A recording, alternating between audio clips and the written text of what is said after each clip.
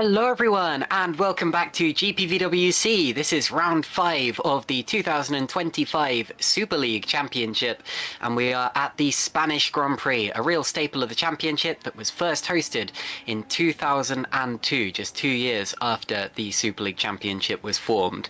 We have 2 previous winners of the race on the grid today, and I'm sure, judging by how close the championship has been so far, that we're going to get yet more unpredictability. I'm being joined, as always, by Remco de Zeeuw, the broadcast director who's bringing you the sights and sounds and graphics, which is actually showing you the championship standings right now. And alongside me is Ed Hunter. Ed, the last 2 years here, we've had the exact same podium, with Tom Stevens winning, Tom Stevens winning, Mark Schluter in second, and then Jan Grankvist in third position. Statistically speaking, that's very unlikely to happen for a third straight year, but what do you think Tom Stevens' chances are today? Well, judging from the interviewing so far, he's the only driver that seemed extremely keen to go to Barcelona, whereas everyone else seemed to be dreading it like the plague. But of course, THR, of course, who had such a tricky start to the season, really regrouped with that 1-2 last time out in Saudi Arabia, with Tyan leading home Stevens. Yeah, Stevens will take a lot of that. That's 2 second places to his name now, and he's up to 5th in the standings. So THR will hope to sort of build some momentum now, and then we've got the likes of Moynier and Williams as well, that also had very, very strong rounds in the last couple of races and are now equal on points in second, as you can see, 55 each. That puts them, if my maths is correct, they are about 15 points exactly behind Jan Grankvist now. So Grankvist, who looked like he was running away with it in the first 3 rounds, is now all of a sudden, after one spectacularly bad round where the engine was going, where he crashed into the wall with just another lap to go. It has turned the picture around dramatically, and all of a sudden, Super Venturi do not have the stranglehold that they thought they did in the opening phase of the season. Exactly, it was not a good race for Grankvist even before the collision, but then he hit the wall, lost his rear wing, and was unable to get back to the pits, and that meant he came away from the last round with absolutely nada, no points whatsoever, and that does bring the championship lead down to just 15 points, as you said. As you can see, Loic Mounier and Matthew Williams are tied for second position, after Williams had a very strong performance, his second podium of the year. Timon Frelick is 4th in the championship, followed by Tom Stevens, who of course has won the last 2 Spanish Grand Prix, and will be feeling very confident today. Jarl Tyan, Tom's teammate, is in 6th position. Then it's Carlos Martin, who is of course Spanish, so racing at his home Grand Prix. Then Tomasz Wok, Robin Pansar, and Alex Laho, the top 10 in the standings. In terms of the teams championship, it is currently Super Venturi leading it still, despite their torrid time at Saudi Arabia, with one driver failing to finish and the other only 11th position. Adonis are catching up, they're just 6 points behind. THR just 7 points behind. TOP just 8 points behind, so the top 4 teams in the championship separated by just 8 points. That is fantastically close. And then 5th in the standings are Spark Racing Team, thanks to Loic Mounier's first position at the Japanese Grand Prix, his podium at the Turkish Grand Prix, and his 6th place at Saudi Arabia, as well of course as 2 points scored by Vincent Gutt at the Japanese Grand Prix. So those are the standings. In terms of the headlines coming into this round, Mark Schluter's race last time out went from bad to worse when the disciplinary committee got involved because he was given a 5-second penalty, which dropped him from 9th position all the way down to 12th position. Hence the loss of points that you may have seen in the standings. And unfortunately for Mark, he's been really struggling for motivation coming into these Super League races recently. I certainly wish him the best for this, because he's been implying he may not do the full season, and that would be a massive shame for a driver we know is capable of so much better. Anyway, we're moving on to the qualifying session. As you can see, it was a 15-minute session, but we've used up 2 minutes of that time already. No lap times have yet been set, because of course everyone's had to do their outlaps. But we're watching the championship leader and reigning champion Jan Grankvist as he takes us around the track. The circuit that used to have a much more fiddly final sector, but thank goodness they've re-profiled it. I was saying before that has made the track significantly better, both for a driving and spectating point of view. And I say that every time we come to this track now because I used to dread coming to this circuit. It really was quite a tedious affair. Tom Stevens goes to the top of the times now, and that's very close indeed. The top 3 already separated by just 0.03 of a second. The top 4 separated by 1/10 of a second. The top 5 separated by 1/10 of a second, and Mounier goes to the top. So Ed Hunter, it's Loic now leading from Tom Stevens and then Geoffrey Fournier. The championship leader just 0.06 of a second off the top, and yet that's down in 4th position. This is so close already. Yep, and interestingly there, THR number 28, which I believe is Stevens, and both of the Epic Racing cars have got 100% fresh power units that they've put in their cars for this round, along with both Red Archers, interestingly. So that could have an impact on this qualifying session, whereas a couple others have got very, very low percentage of engines. Both Adonis's, for example, are on 36 and 37% respectively. So some drivers will be hoping that top speed straight line speed is not the be-all and end-all here. But of course, with that long main straight, even if they qualify well, they may find themselves in a bit of trouble come the race. But no such issues with Stevens, though.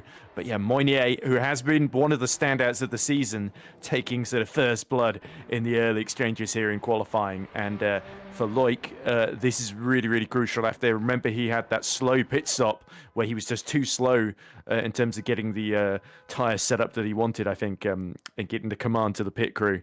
And that was what cost the Spark Racing driver so dear. It consigned him to, he did recover from outside the top 10 to get back into a 6th position, of course. But there was a big opportunity to gain a lot of points on Jan Grankvist that went begging here. And Moinier, if he wants to win the championship, getting on pole position would be exactly the right way to go about it.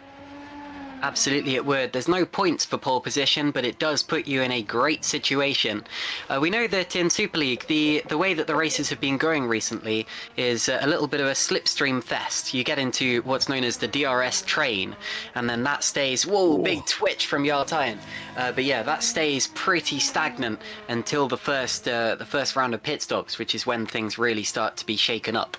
So if you're at the head of the field, you can really dictate a lot about the race. When that pit stop window comes, how fast the train goes until that pit window occurs, and of course how much you end up pushing the tires and how much push to pass you use, all sorts of things like that.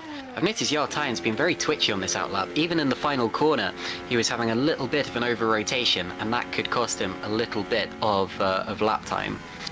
Just to quickly round out the headlines, there have been a couple of driver changes coming into this round.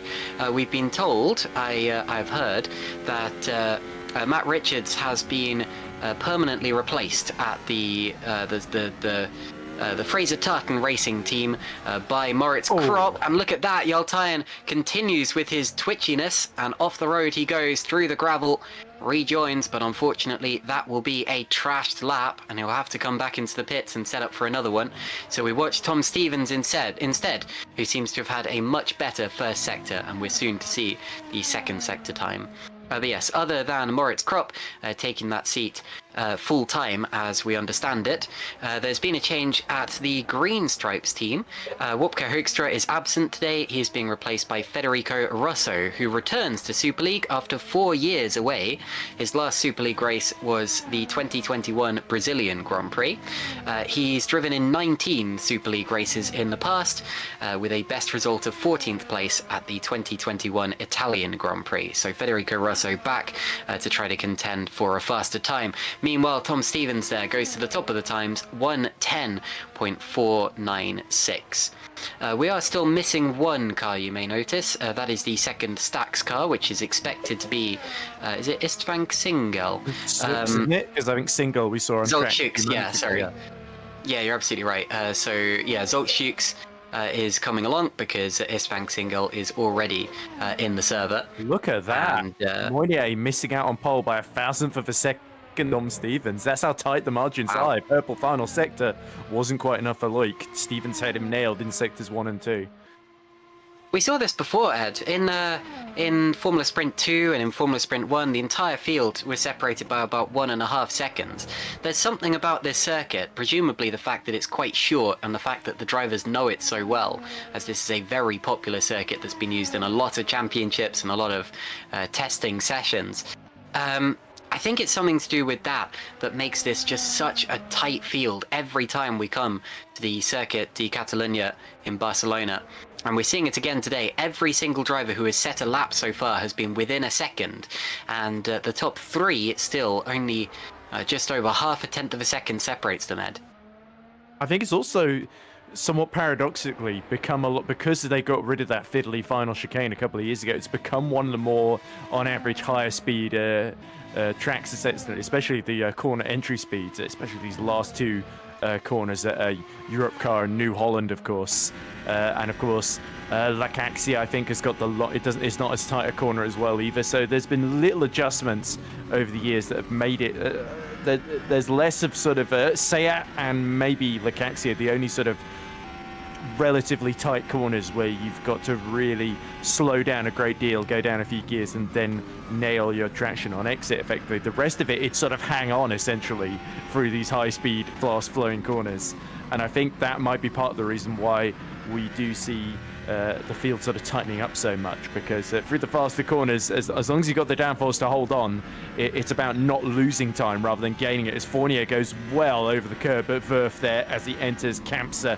Fantastic as we go on board with the Epic Racing car and right through the gravel on exit there of that turn 9 section. But you can tell Epic Racing are just absolutely pushing it with both of their drivers, Jeffrey Fournier and David Fiduk, of course, continuing on in that seat and having a huge moment there out of Banks Sabadell. And is he going to go straight into the wall? Oh, yeah. Yes, he is. And goodbye, front left tire and front wing. So Fiduk, I think, is going to have to slowly, embarrassingly sort of worm his way in the short distance back to the pit entry here. He should be able to get back to the pits. It's a much bigger issue if you lose your rear wheel than if you lose your front wheel. Of course, the rear wheels are the ones that do the driving. He's got to get it slowed down, though. He might hit the wall again. He gets away with it. But is this the Alpine thing? Remember last time we saw Tyne lose the rear wheel, crash out heavily in qualifying, and then he went on to win. So yeah, that was unbelievably impressive. Spins it around, but he's made...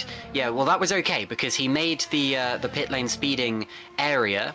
He got down to the pit lane speed limit, so he is absolutely okay to go out again.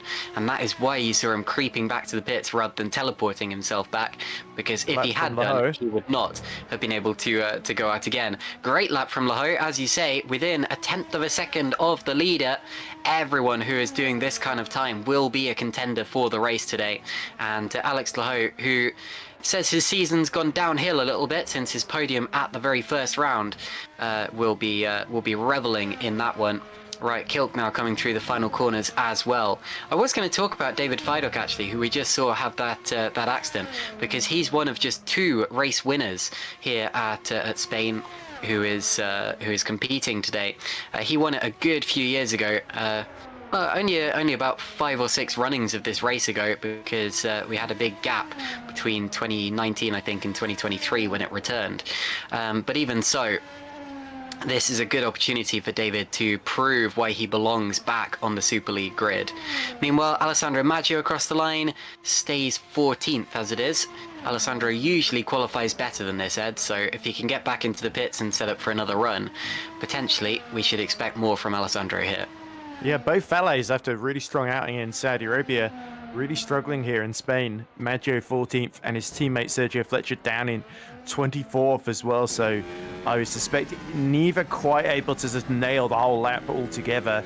But with the field being so tight, if you're just a little bit off in one sector, it can have a huge impact. It can be not just difference between 1 or 2 positions, but potentially like 7 to 10 positions that you lose if you can't nail the sectors. With Jarl Tyne, winner last time out, displacing Laho and getting up to 4th, just behind Maciej Milnek, who's gotten up to 3rd for HRT. And that's really good for the man who we knew going into this season was aiming to sort of be a podium threat, essentially. It's good to see him up in the top 3.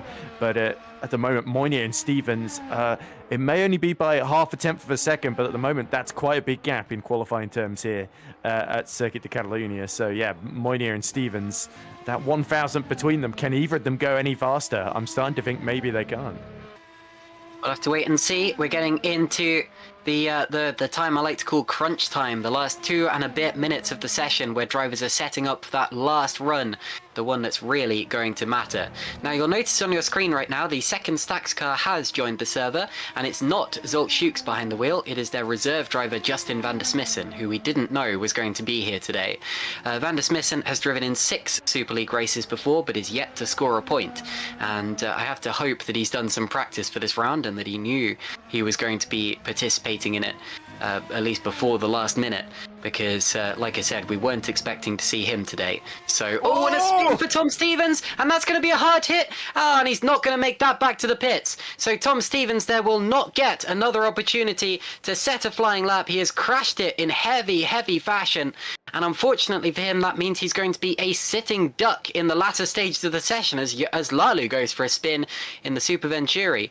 But yeah, with 2 minutes remaining now, he's just got to sit and wait. He's relegated to a spectator as everyone behind him tries to go faster and knock him off that top spot, Ed. Yeah, but in qualifying, if you've got a provisional pole, you may as well go for it. But the problem with it through New Holland, it's such a bad corner to get it wrong. You've talked about it. I think was it you who talked about it? Or it might have been somebody else.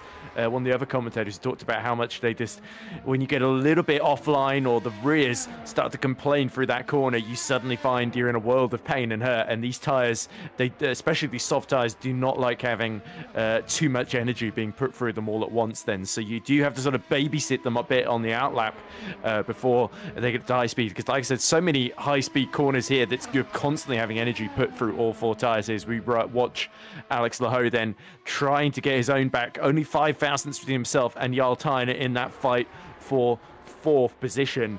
So he knows just a tiny improvement could be the difference between starting on row at the bottom of row 2 or at the top of row 2. I think it might take quite the effort here to get onto the front row, but through the final corner he comes, neat and tidy so far for the Rotor Formula driver, and it's 3rd fastest. There we go. He just jumps Maciej Milnek with a brilliant final sector, 22.115.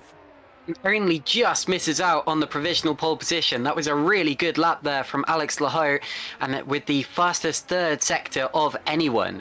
Geoffrey Fournier here, his 1st sector is faster than the leader's time, but he's 5 seconds down in the middle sector, so he will be setting up for a lap rather than intending to set one on this time around. There's no way that this is going to be an improvement, but he goes on to another lap, and the fact that he's continuing makes me think he absolutely has enough fuel and tyres to go for another time. Maciej Winnick comes into the pits. He will not improve, so Winnick will be 4th at best.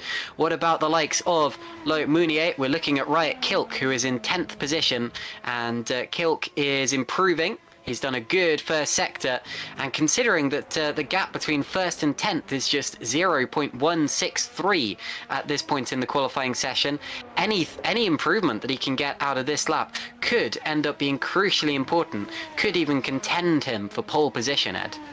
Oh, he's going to the pits though, so Kilk will do no better than 10th. Still a good performance there. Moynier, a personal best in the 1st sector, but he is slightly down on Stevens' best lap there.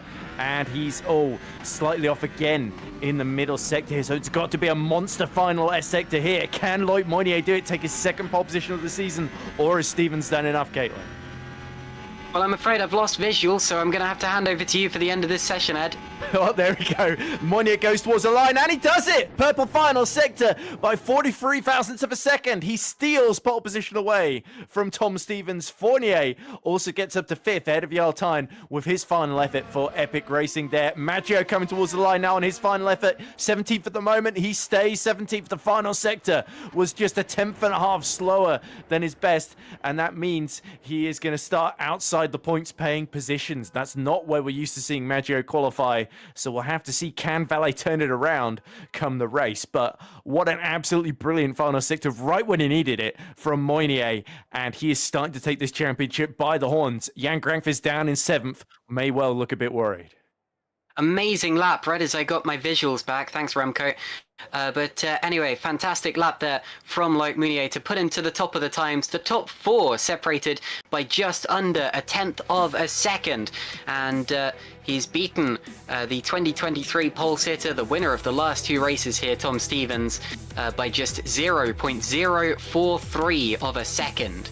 Alex Laho is third, then it's Mathieu Winnick fourth, Jeffrey Fournier fifth, Jarl Tyen sixth, then Jan Grankvist, the championship leader, starting from 7th position, but absolutely not out of contention, nor is anyone in this race. Then we have Stefan Roth, Sven Schubert, great qualifying there from the Fraser Tartan. I think that's their first time in the top 10 on the grid, unless I'm very much mistaken. Tomasz Vok is in 10th position, good job from him. And then we move on to former winner of this race and former champion David Fidok, Riot Kilk, Mark Schluter, Pascal Pollens, Moritz Kropp, Shimon Frelich, and then the valets of Alessandro Maggio and Sergio Fletcher. Not great for them. I'll have to double check what engine percentage they have for this race. Same goes for TOP Esports, only 16th and 19th, with Carlos Martin being the latter of those. Then it's Robin Pansar, 20th position.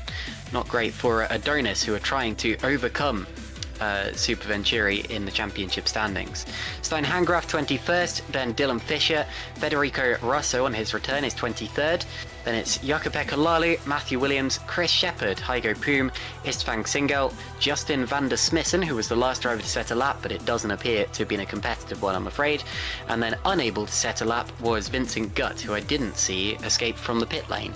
So there are your 30 cars. I don't believe there are any outstanding grid penalties, so that should be the order that they start from, but we'll have to wait and see, and we'll confirm that on the formation lap. In the meantime, let's have a little recap of how we got here. Of course, the last race was the Saudi Arabian Grand Prix from Jeddah, and we have the highlights coming up as compiled by Ed Hunter. And when the lights go out, we will be underway for 50 laps of the Jeddah Kuni circuit, which is now. Away we go. Maggio gets a good start, and he will cover off the rest of the field into turn 1. Side by side for second are Williams and Fletcher, and it looks as if at least the top 10 have all got through the first couple of corners cleanly. This is Istvan Singel coming through to turn 4. There's a big curb on the outside. But he's not going to hit the curb. He's going to smash into the barriers back first and lose that wheel. Loic Meunier is up into 3rd position, side by side with Fletcher. And Sergio Fletcher has to settle for 4th position as it stands. Now we see Moritz Kropp.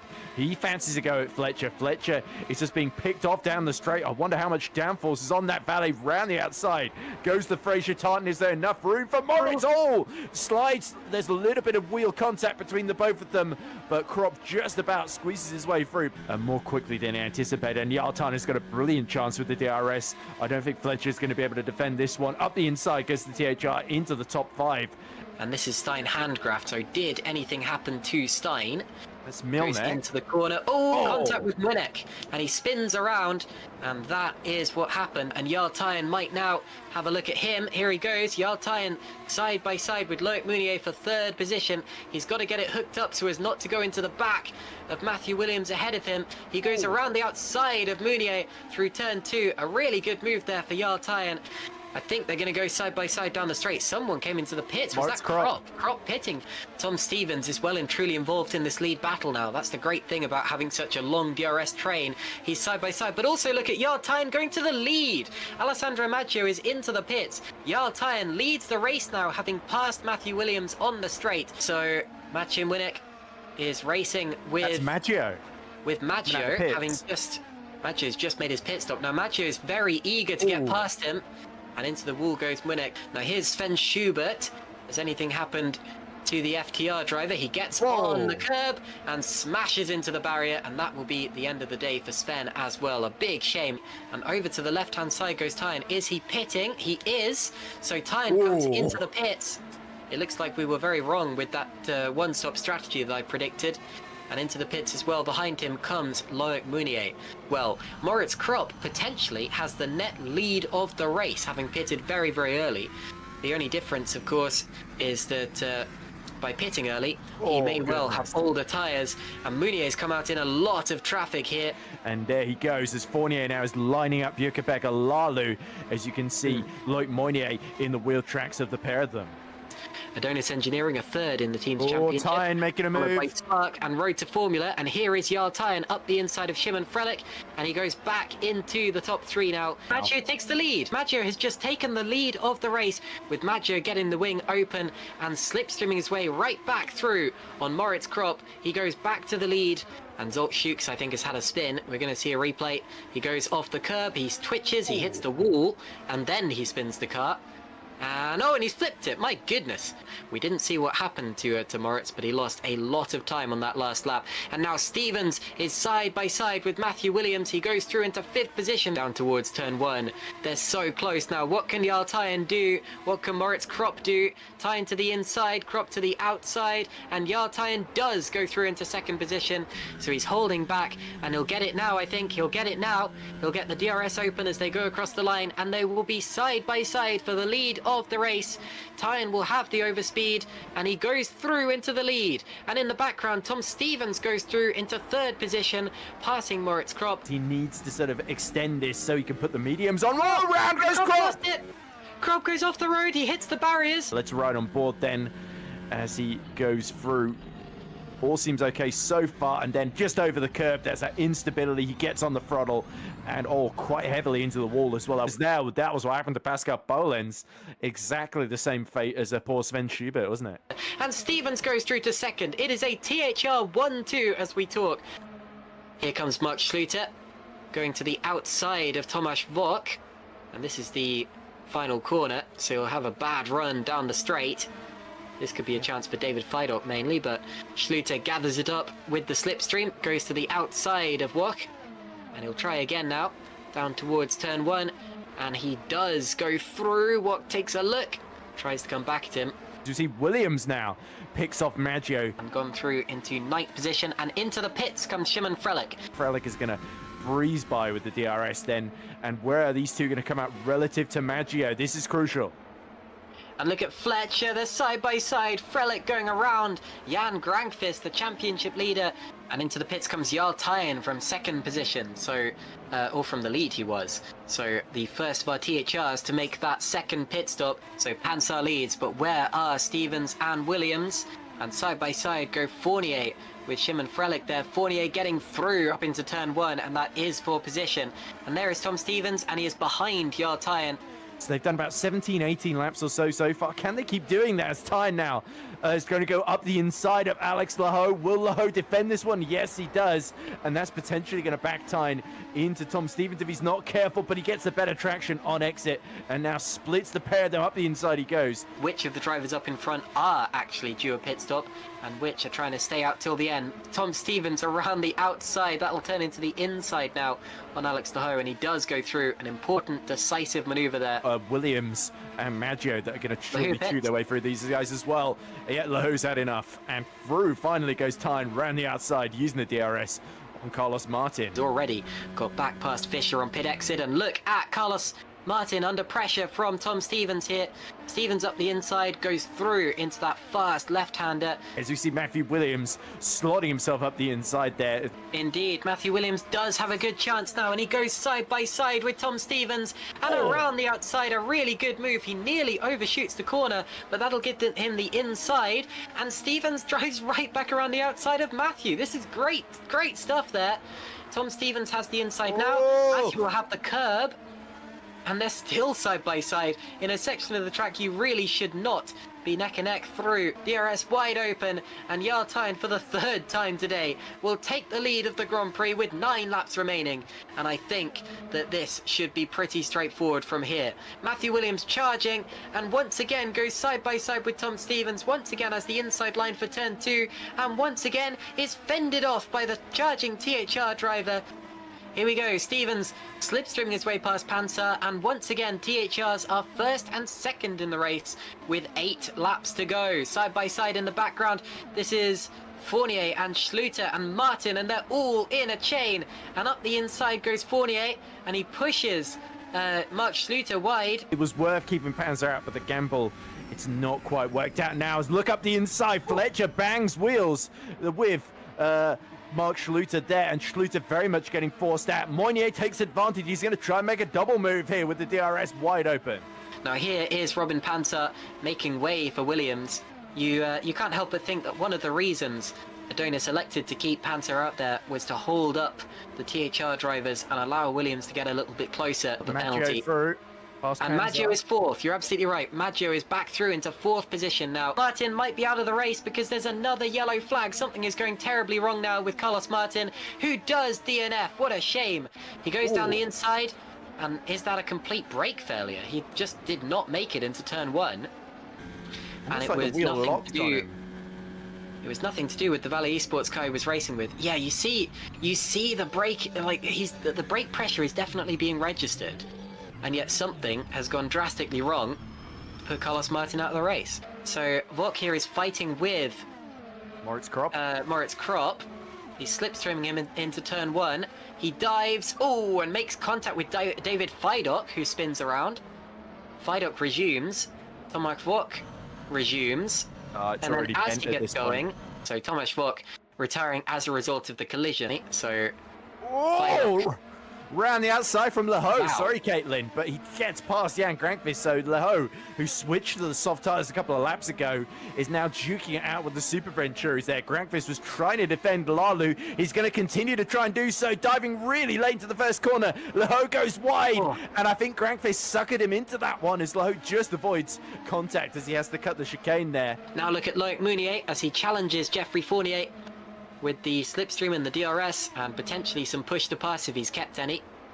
Big crash, and that's Grankvist out! He's done exactly what Moritz Kropp did, and this time he's lost the rear wing. Here we go into the chicane.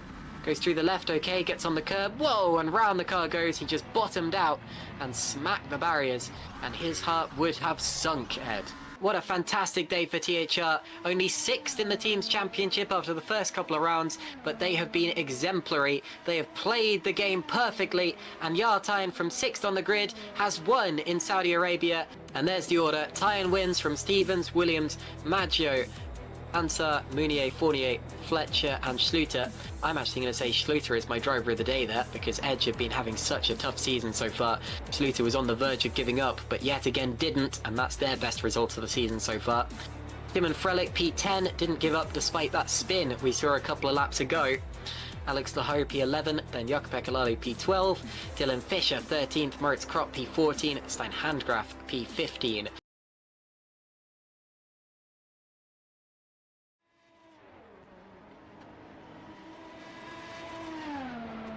Okay, so a very chaotic, very entertaining Saudi Arabian Grand Prix.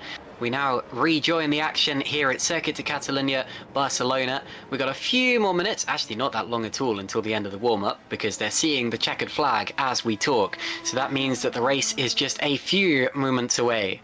Ed, let's quickly talk strategy. We are potentially expecting a little bit of weather, although that is certainly not confirmed. I think the drivers have to assume it's going to be a dry race, but there is a chance of some rain at least. And that definitely shook up the Super Lights race the other day. But if it is a completely dry race, as the chances likely will be, it should be, I would say, a two-stop race. This is a race with a higher degree of tyre degradation than some of the others. The thermal degradation is quite high because obviously you have some very, very fast corners in the first sector and the last sector. And that of course means that one stop might be a little less viable than it would be at other circuits. But you also don't want to keep coming in all of the time, because the slipstream is so valuable here, the DRS train. If you drop back from that, then you're basically out of contention. So I would potentially say two stops, maybe soft, medium, medium, or if you're starting outside of the top 15 and you have free tyre choice, you could maybe run a hard and try to go a bit longer, but we'll have to wait and see. So okay, we're going over to the race session now. Are you expecting to see anything else, Ed, or am I along the right line there? Oh, sorry. You went a bit robotic on my end there, but I think I've got most of that. I think we might see a couple of drivers gambling on harder tyres and wait until it rains, especially those outside the top 15, of course, who have got freedom of tyre choice, including some of our front runners like Simon Frelick, Maggio, Fletcher, Martin, Panzer, all drivers that are quite high up, relatively high up in the standings, of course. But those on the softs, they've just got to make the most of this first stint, essentially, or potentially some of them might run a bit long on the softs because from what we've been seeing, the rain, if it comes, and we don't know how heavy it's going to be, it seems to have been pushed back now, 31 minutes away then. So, yeah, that definitely means those are starting on the softs can't try and stretch it out. They've got to either pit for another set of softs and hope they can stretch that set out, or they've got to go switch to the mediums or the hards then as the formation lap begins. And there's a big opportunity here for Moynier, if he can now that run to turn 1, to take control of this race. But Stevens will be very, very determined not to let that happen. And what about Lehoux? Has he gotten on top of some of his tyre woes and his inconsistency the last couple of rounds? Could he be a factor in that podium fight as well? Okay, let's take a look at the starting order. It is basically the same as the end of qualifying, with Loic Mounier on pole position from Tom Stevens, who rather got away with one after that accident. I thought he was going to drop much further down the order. Then it's Alex Lehoux and Mathieu Mouenek on the second row of the grid.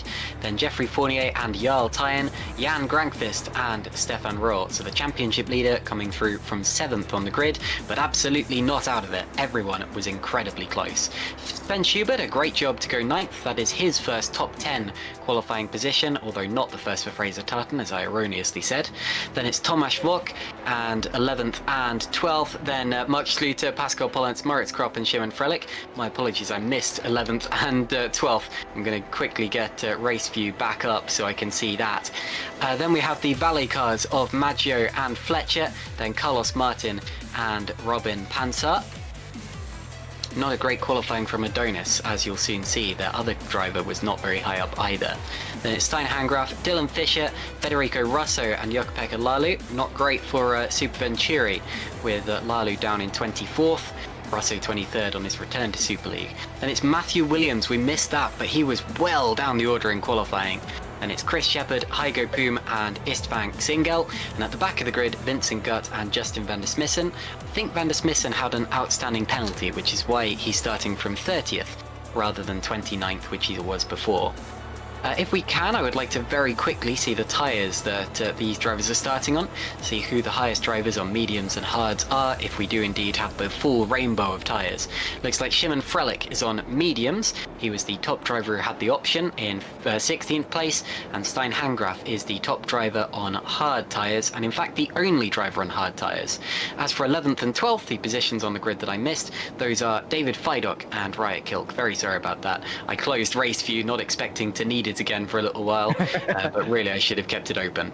Anyway, we prepare for the start of the race. The drivers are on the grid. You see the lighting gantry at the front of the field. When those lights extinguish, we will be underway for 66 laps of racing here at the Circuit de Catalunya, Barcelona.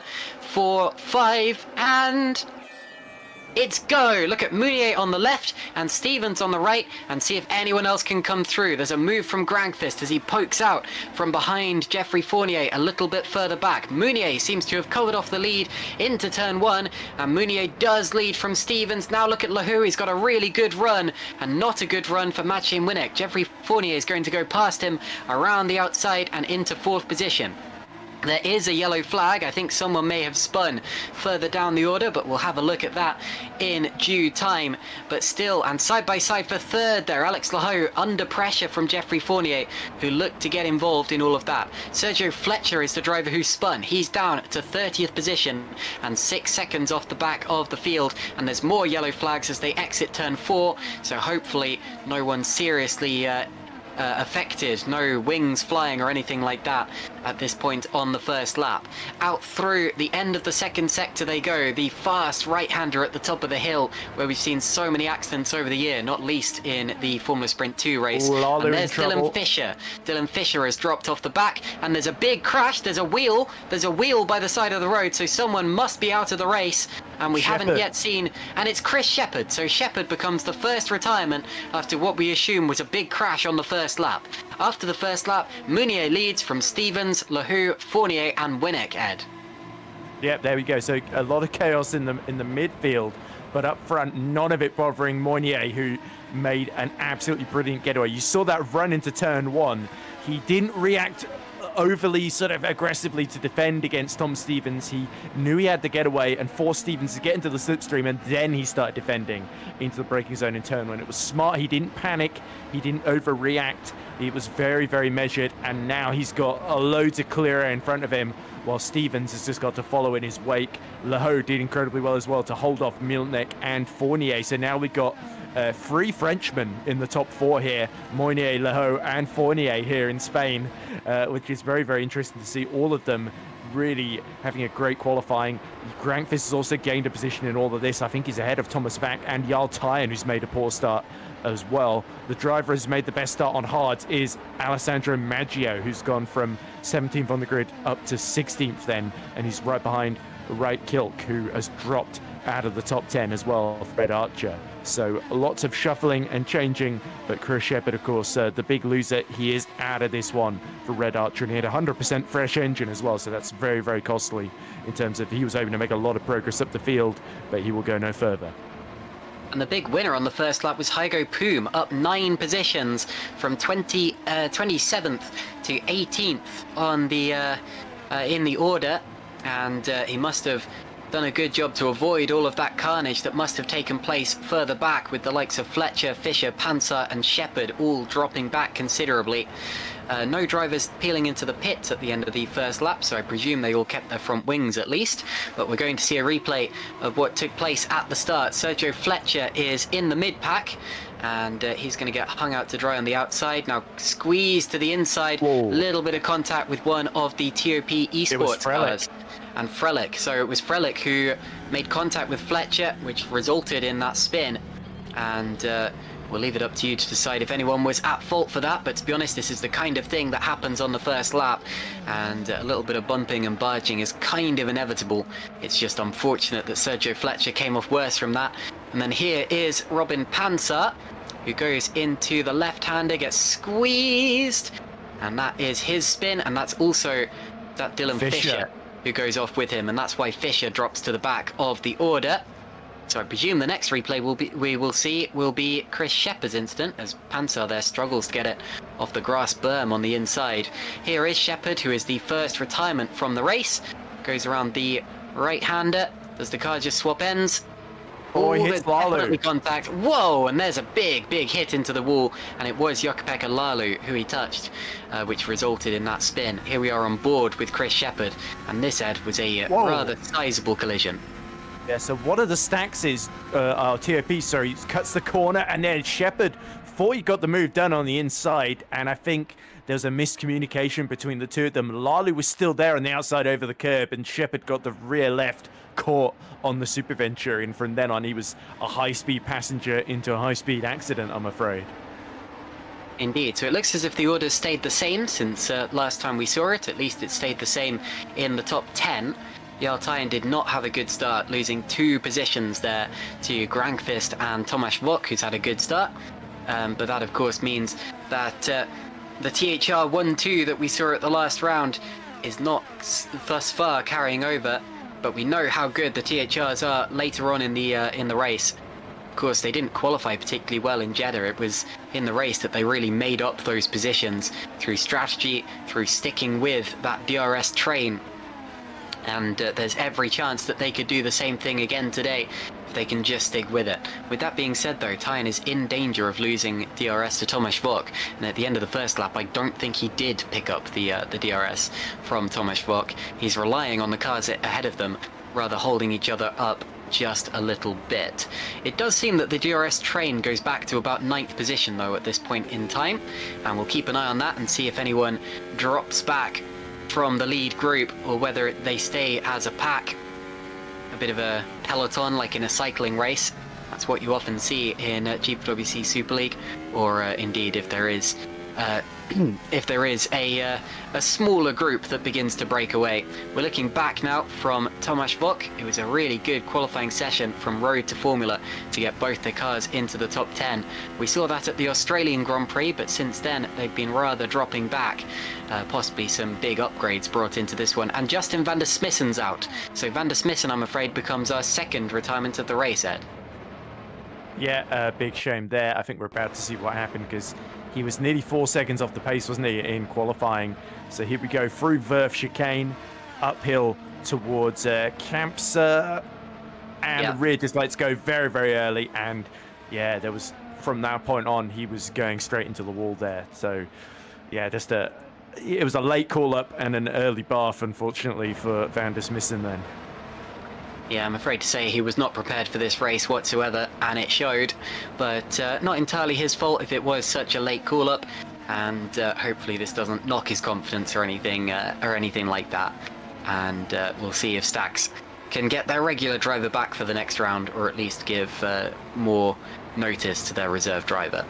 Here's Stefan Roth running in 9th position, the 2021 champion, who won it in such dramatic circumstances at the Brazilian Grand Prix. I know I bring that race up so often, but it really was one of the best bits of action that I've ever seen in sim racing. And today, he's following on from the back of this DRS train. He's in 8th position. DRS, by the way, was enabled at the end of lap 2, so they've had it ever since, and you can see the wings opening and closing on the back of the cars. There's only really one long straight on this circuit, which is the final corner through to turn 1. There are a couple of shorter straights. You have that run from the right-hander down to Lekaixa, but really it's over before you know it, and it's not exactly an overtaking opportunity, especially now they've made it a little bit wider. Unless, of course, your opponent makes a mistake coming out of the right-hander, then it can start to play into your hands. This chicane that we've just been through, quite a difficult one as well. So easy to get over the curbs on the outside, to catch some gravel, and even to have a spin. 7 laps completed out of the 66 already. Little twitch into the braking zone from Roth. That's going to put him wide, and that's not a place where you want to run wide, because you find yourself losing grip on the outside there. There's very much just one line through that corner, as there is through these last few turns as well.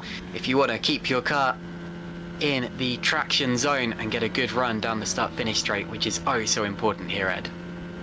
Indeed it is. I've just been continually looking at the rain update. It says rain starting in 18 minutes, and it doesn't look like a particularly light rain. It might be quite consistent there. So we see Carlos Martin making a move on Maggio. That's crucial. Now Martin is the first of those starting on the mediums in this train. So Maggio had lost DRS from the back of right Kilk, and Martin took full advantage there in his home race. And now he needs to hope he can get that TOP closer and closer to the back of the soft tyre runners as they start to fade as this stint goes on. So it's interesting. Martin Maggio 10 seconds off the lead now.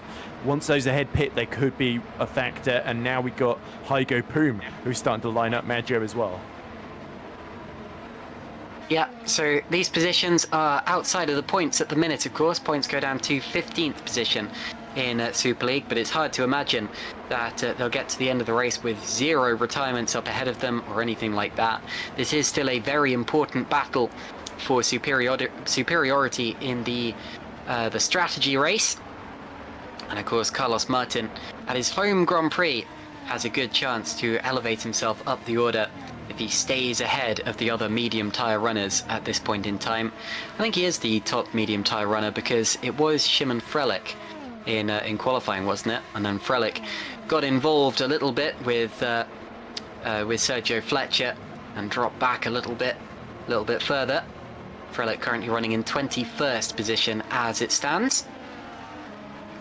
9 laps completed out of the 66, and we still see that very even split between soft-tired runners and medium-tired runners. And that's not surprising, of course. The top 15 get to choose. The top 15 don't get to choose what tyres they start on. They have to start on the tyre compound that they qualified on. So they've all gone for the softer compound tyre that was able to get them towards the front of the grid in qualifying. And that means, of course, they won't be able to run quite as long into that first pit window. And then everyone else behind decided to go for a medium tyre, just to leave their strategies a little bit more flexible, to go a little bit further into the race. And as a result, it's pretty standard, actually, to see a 50-50 split between the top of the order and the back of the order. Of course, Shepard was the only driver to start on hard tyres, unless I'm very much mistaken, and he is out of this race. So we only have soft tyres and medium tyres out there.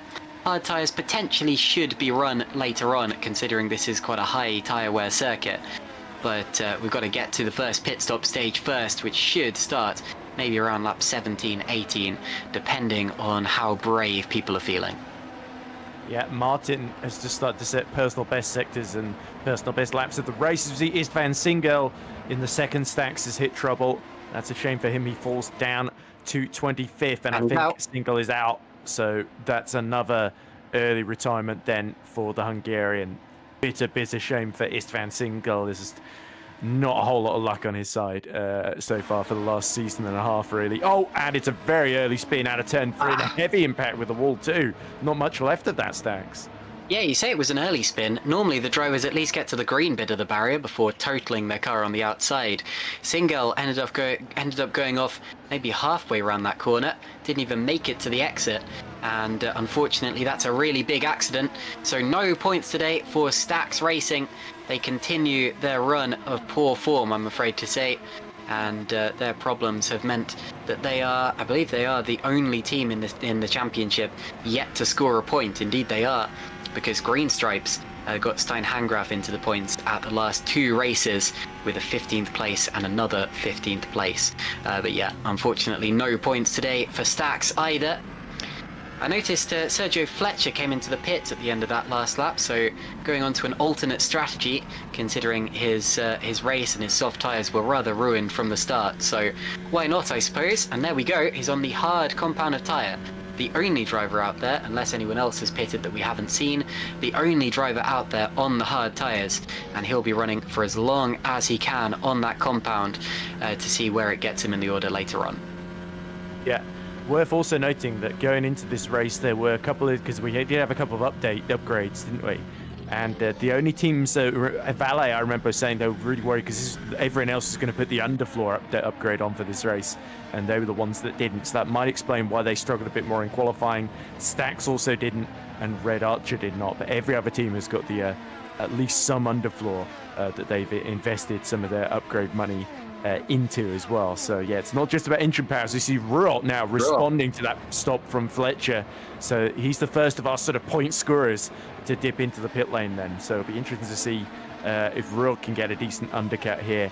But I was just looking at the maths in terms of the championship. If it finishes with Moynier first and Grankvist sixth, they would be equal in the lead of the championship. Wow, that's entertaining. Sets us up for a fantastic second quarter of the season, and Stefan Ruot exits the pits on hard tyres as well. Even though these are hard tyres, this could be setting him up for a 3-stop strategy just based on how early he brought the car in. It may also be that the hard tyres are more competitive than the soft tyres, simply because you can push them a little bit harder. This circuit is notoriously difficult for tyre life. I'm not surprised at all to see the hard tyres being used. But then again, it's also a pretty difficult circuit when you don't have the grip. And so the disadvantage of wearing hard tyres is that it can take a little while to get the heat into them, and therefore get them up to the optimal operating window. Moritz Kropp here, P11, comes in, so more pit stops a little earlier than we expected. Moritz, I expect, will also... Whoa, he was very late there to slow it down. I very much hope he didn't end up speeding, because he put that speed limiter on very late indeed. Meanwhile, I noticed David Feidok has passed Sven Schubert, and Jarl Tyen is up to 8th place, and he's side by side actually with Tomasz Vok a little further back. It looks like Vok got him back again through turn 3, Ed. Yeah, it might have been a little deep from Tyen into turn 1 and 2 chicane, which allowed Tyen... which allowed Vak, to go back up the inside of him. So yeah, good awareness from Thomas Vak there, and Jarl Tyen just showing just how difficult it can be sometimes to overtake here. But yeah, interestingly now, Stevens has got the lead off of Moynier. We should expect now Stevens, now he's got the clear air to start to come into his own. He's constantly setting personal best first sectors as well to try and pull away from Moynier now. So now Lahaut and Fournier, we've got 3 Frenchmen all together fighting for second now. Moynier, Lahaut and Fournier.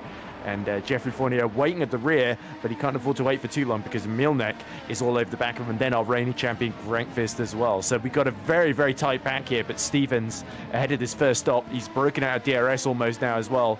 He's exactly where he'd want to be. Now, forgive me if I was not paying attention, but when did Stevens get ahead of Meunier for the lead? That's our I think it was first just lead into change. turn one as well, while we were getting distracted by the VAC and Tyne battlers. Tyne goes in the pits along with Sven Schubert. Well, we're going to see a replay, so here is the move that Stevens made, our first lead change of the day. And if today is going to be anything like the previous races, we're going to see a few either through strategy or on the road. But Stevens did indeed get past Loic Meunier up the inside. He will lead them towards that first pit window. And we did see a couple of cars coming in right before we cut to replay as well. So that first pit window is coming sooner than expected. Stevens stayed out, Meunier, etc. But there were definitely a few people to make that leap.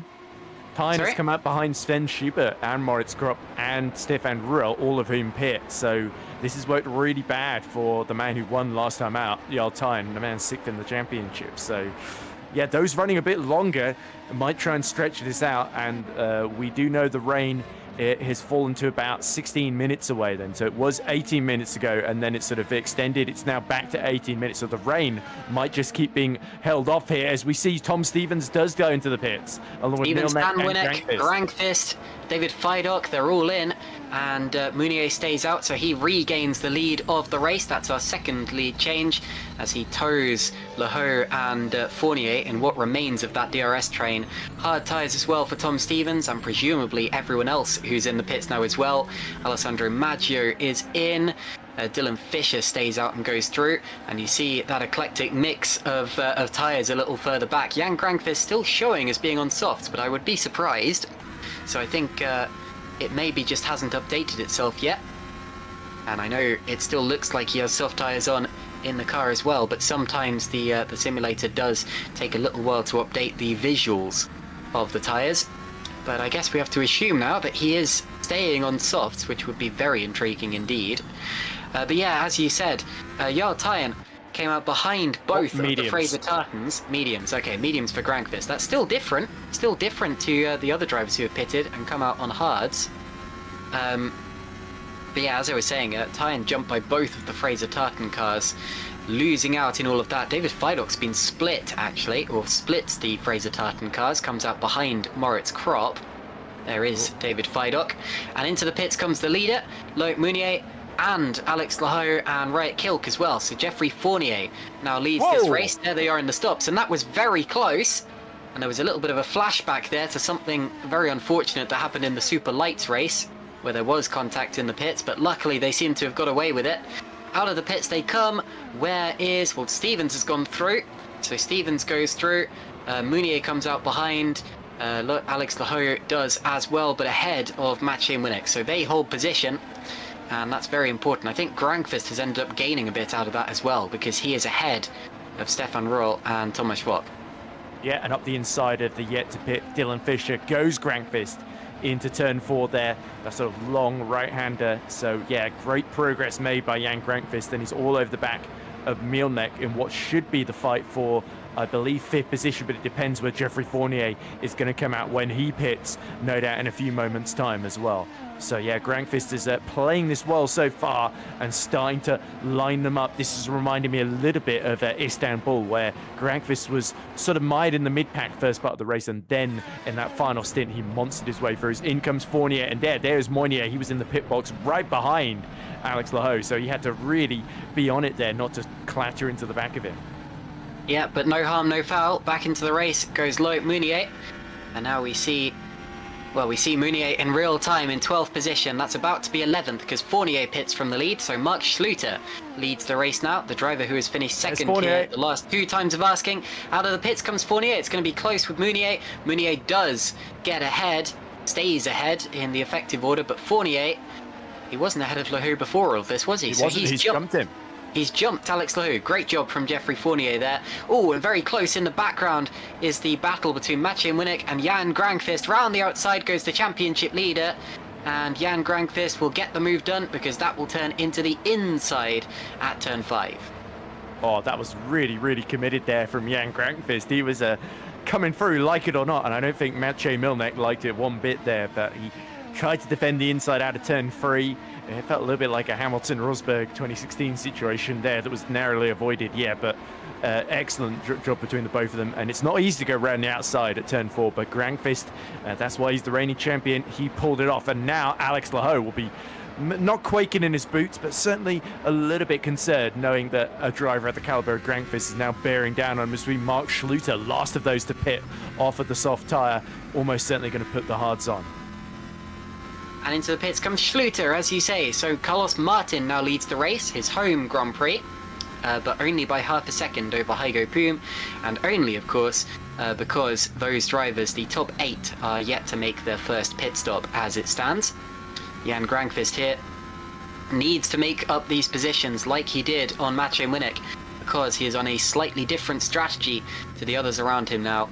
One of the only drivers to have pitted for those medium tyres, the yellow-walled medium tyres, along with Pascal Pollins. Oh, and Jeffrey Fournier. So Fournier is also on the medium tyres, as is Mark Schluter and Alessandro Maggio and Robin Pansar further back. But yeah, Fournier and Grankvist, the two that really stand out to me in all of this. Tom Stevens, the net leader of the race, you would have to assume, is on those hard tyres, but has just passed Vincent Gutt, who gets out of the way of his teammate Loic Mounier. As we're watching all of this unfold from the onboard of Jan Grankvist, you can see the cars that I was talking about just up the road. 2 cars ahead is Vincent Gutt, who got out of the way of his teammate. Now he lines up Alex Lahoe around the final corner, and surely there will be some moves down this straight as Jukka-Pekka Lalu pits. So Lalu pits out of the action, and there is a move going on, and I think that's Grankvist. And Grankvist on the outside. Oh, he loses it! Grankvist spins! Grankvist spins, and does he keep it out of the wall? Or has he hit it hard? Well, we can't find him at the minute. Tomasz Vok is there. Grankvist continues to drop down the order. That's a huge crash. For the second race in a row, Jan Grankvist will not be scoring any points through his own fault. And I'm afraid to say, this is starting to fall apart for the reigning champion, Jan Grankvist. He's still staying there. He needs to escape quickly, but we're going to see a replay of it now. And he was making that move. It was a 3-wide moment nearly as they got past Vincent Gutt. He goes to the outside of Alex Lahoe, and it's as he brakes on the curb, the car swaps ends on him and he smashes into the barriers, loses his entire left-hand side of the car. We see it from on board Jan Grankvist. Now it's interesting, he braked on the curb, but we've seen people doing that all day long and getting away with it. So why did Jan Grankvist's car swap ends on him there, whereas other drivers didn't in qualifying? That's a really strange one, but Grankvist won't care. The result is the same. He is out of the race and once again will not score points and will probably lose the lead of the championship. There we go. Now Jeffrey Fournier is all over the back of Mounier here. So yeah, Fournier versus Mounier. These two former teammates at Epic Racing going for it here. But Mounier knows he cannot afford to trip up trying to pass these green stripes yet to pit off of the medium, of course, or making a mistake that lets Fournier through, because there's a chance once more to take full advantage of the struggles that our championship leader has just had there. It just seemed like Grankvist, with DRS open, while trying to slot in behind Lahoe, had a little bit of a misjudgment there with the rear lost there, and he couldn't close the DRS quickly enough in time. I think that might have been responsible for his just losing the back end in the fashion they did. A very, very odd error there, but you have to say a costly one for Super Venturi and Grankvist. Now as Fournier is tucked right at the back of Loic Mounier here, and you know what, if Stevens can't get through this traffic particularly quickly, this could open up the race for Jeffrey Fournier if he can make the move here on Loic Mounier. There's in comes Matthew Williams and Simon Frelick, and the first of our green stripes. I think that was not Handgraf, it was his teammate coming in, Russo. No, it was Handgraf. As here comes Fournier with the DRS side by side, and nothing Mounier can do. Oh, as Fournier nearly loses it as well, but collects it up. I think there might have been a little tap from behind there as he braked a little earlier than Mounier was anticipating. But there we go. Fournier is through, and now he's got clear air between himself and Tom Stevens. I don't think there was contact. I think that was very similar to the Jan Grankvist incident, where the car just wasn't quite settled as he was on the curb and braking for the corner, and Fournier's done a good job to gather it up. I was going to say with the Grankvist one, it's an unusual place to have an accident, because there's so much runoff there. You can usually correct the car and just skip the second corner. You do have to make sure you give up time so you don't get a penalty out of it. We're going to see a replay now from on board with Geoffrey Fournier as he makes that move, that crucial move on Loic Meunier, goes through. Remember, he is on a softer and therefore faster compound of tyre, and it's as he brakes. I really don't think there was contact. I think there was just a big twitch, and well done to Geoffrey for making that corner nonetheless, because he could very easily have either spun, missed the corner, or indeed worse, because we've seen from Jan Grankvist just how nasty those barriers can be on the outside. Geoffrey Fournier is now second due to pit stops from Carlos Martin and Heigo Poom, which means to say that Tom Stevens is back to the lead, and he's broken away. He has 1.9, nearly 2 seconds to his advantage out in front after a third of the race completed, Ed. Oh, but look at Geoffrey Fournier, 1 minute 14.599. That's the fastest lap of the race. So he's gained about 8 tenths there on Tom Stevens on that previous lap. He is absolutely flying on those mediums. So Stevens, is he really going to be able to defend? We saw Loic Meunier on the hards didn't have an answer. Is it going to be the same for Tom Stevens as well? But yeah, this race really starting to just play out in a way I don't think we were quite expecting, because I think Geoffrey Fournier, we knew had qualified well. We didn't quite expect him to put the cat among the pigeons. And the other thing, Caitlin, is the weather radar is saying rain in 7 minutes. Yeah, well, then again, don't forget the Miami Grand Prix, where they kept saying rain is closer, rain, rain, rain, and then it never did, or at least we only got a sprinkle. So you can never really tell with these weather forecasts, especially when it has to translate the real weather from the real world into R-Factor 2. We do use a real weather system here, where basically what you get in real life is what you get in the simulator, but it doesn't always translate absolutely perfectly. That move you saw in the background, by the way, was Stefan Roth going past Federico Russo, who is yet to stop. So not a crucial one in terms of the effective race order, but crucial for Stefan Roth because you don't want to get held up by the car in front of you. Jan Grankvist is not very happy. He's come into the YouTube chat saying you just cannot pass on this, he says, godforsaken track. And I'm not a big... He also said he was on the mediums as well, so he's saying he was responding to our comments on Fournier's pace. He said, I would have been half a second faster. Well, I think there's a lot of would have beens and could have beens in this race, sadly, and I think we'll have to add Jan to that list. Yeah, but you've got to provide for that. If you are going for an alternate strategy, you have to provide for the fact you will have to pass people on the track, and I know that Jan knows that, and he's not trying to make an excuse. But yeah, it's unfortunate to see him out of the race so early. And yeah, I was going to say I'm not a great fan of this track either, but you just have to provide for that kind of thing, knowing that that everyone's in the same boat. You know, it's like racing at Monaco. You just have to. You can't complain that you can't overtake here, because that's kind of the point. That's what makes the Grand Prix unique. But anyway, into the pits does come Federico Russo, drops out of the top 10. Both of the Fraser passing cars are now. Sorry. Good stint. He's done 22 laps on the medium tyre.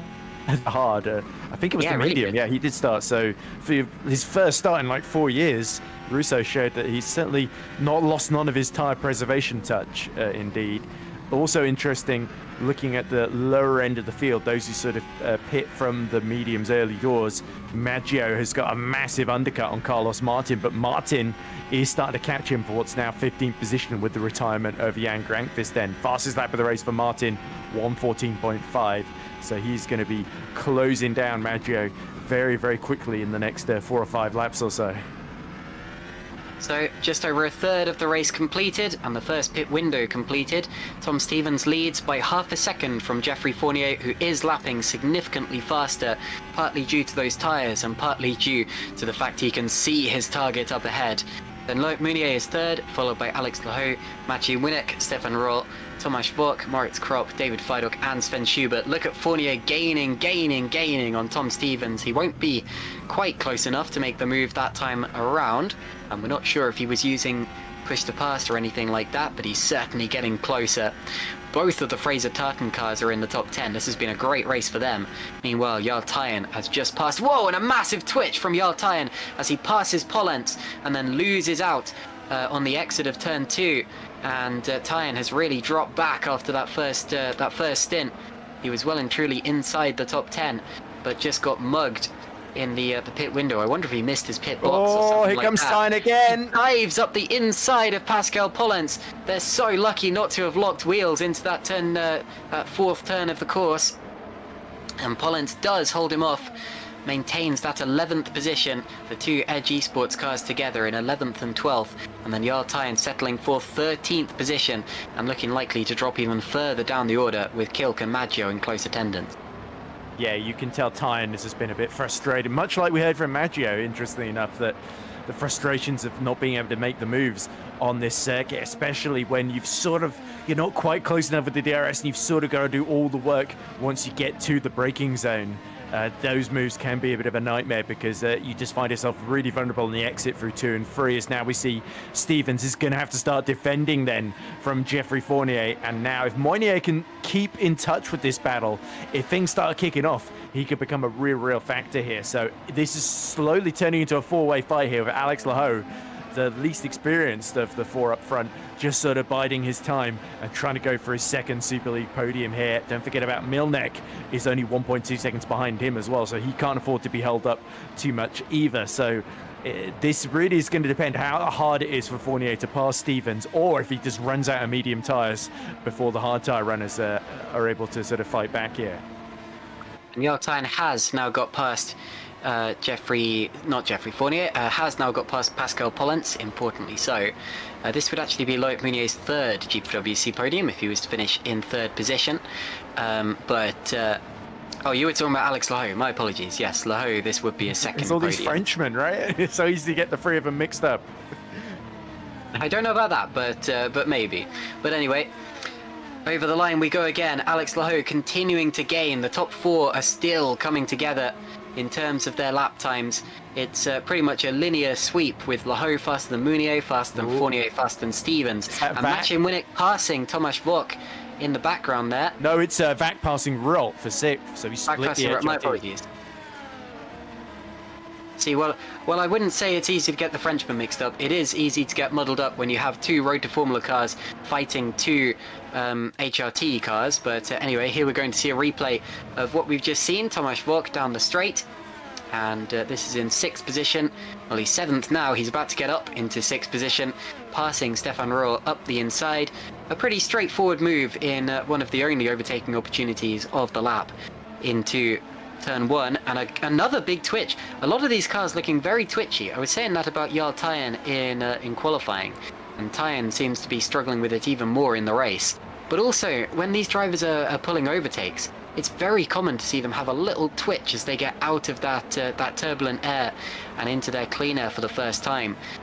Or even as they're trying to rejoin their lines, they're just having this little twitch and having to hold on when they maybe weren't expecting to. But anyway, here's David Feidock now, running in 9th position.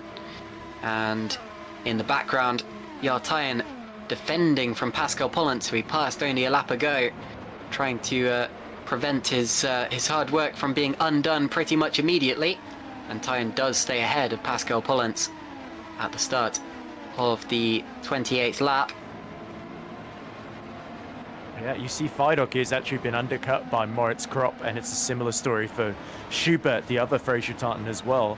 So yeah, the FTR cars either side of Feidock, but yeah, Feidock will be glad to be in a much higher position in this race than he was in Saudi Arabia, when unfortunately there was contact between himself and Thomas Vak that basically put both cars out of contention for any points whatsoever. And now you can see Mark Schluter, who's finished 2nd here last 2 seasons in a row, is catching up to this group at the back of the top 10, and into, he's going to try and make a move round the outside then into Lakaxia, but Sven Schubert sees that one off, sees it coming from a mile away, and Schluter is surely going to try and line him up down the start-finish straight with DRS, Caitlin. Mark Schluter, who was on pole here last year, knows the circuit well and goes well here out of the final corner, and he will open the DRS when he crosses that white line that you've just seen. and surely he will get close enough, even though the Fraser Tartan car also has its DRS open. Goes to the inside. Whoa, look at that. And a good defensive maneuver there, a defensive chop from Sven Schubert to stay ahead of Mark Schluter into turn 1. Just left the braking a little bit later and said, I dare you. And Mark Schluter was not able to go through in the end. And that's going to really hold up Mark Schluter here, who is on that medium compound tyre, the softer tyres, and the ones Schubert is running on. And with Jarl Tyen trying to catch up as well. I just saw someone drop out of the top 20 as the yellow flags came out. It's Fletcher. Spin there. It's Sergio Fletcher. I think he's out. Well, that would be his second incident of the day. And he is out. So Sergio Fletcher retired from the race. We saw him having that spin on the first lap after contact with Shimon Frelich. And now we're going to see a replay of what's happened to him the second time around. Through turn 2, this is where he had the spin. Into turn 3. Is it going to be similar to Zsolt Schuk's incident? It is indeed.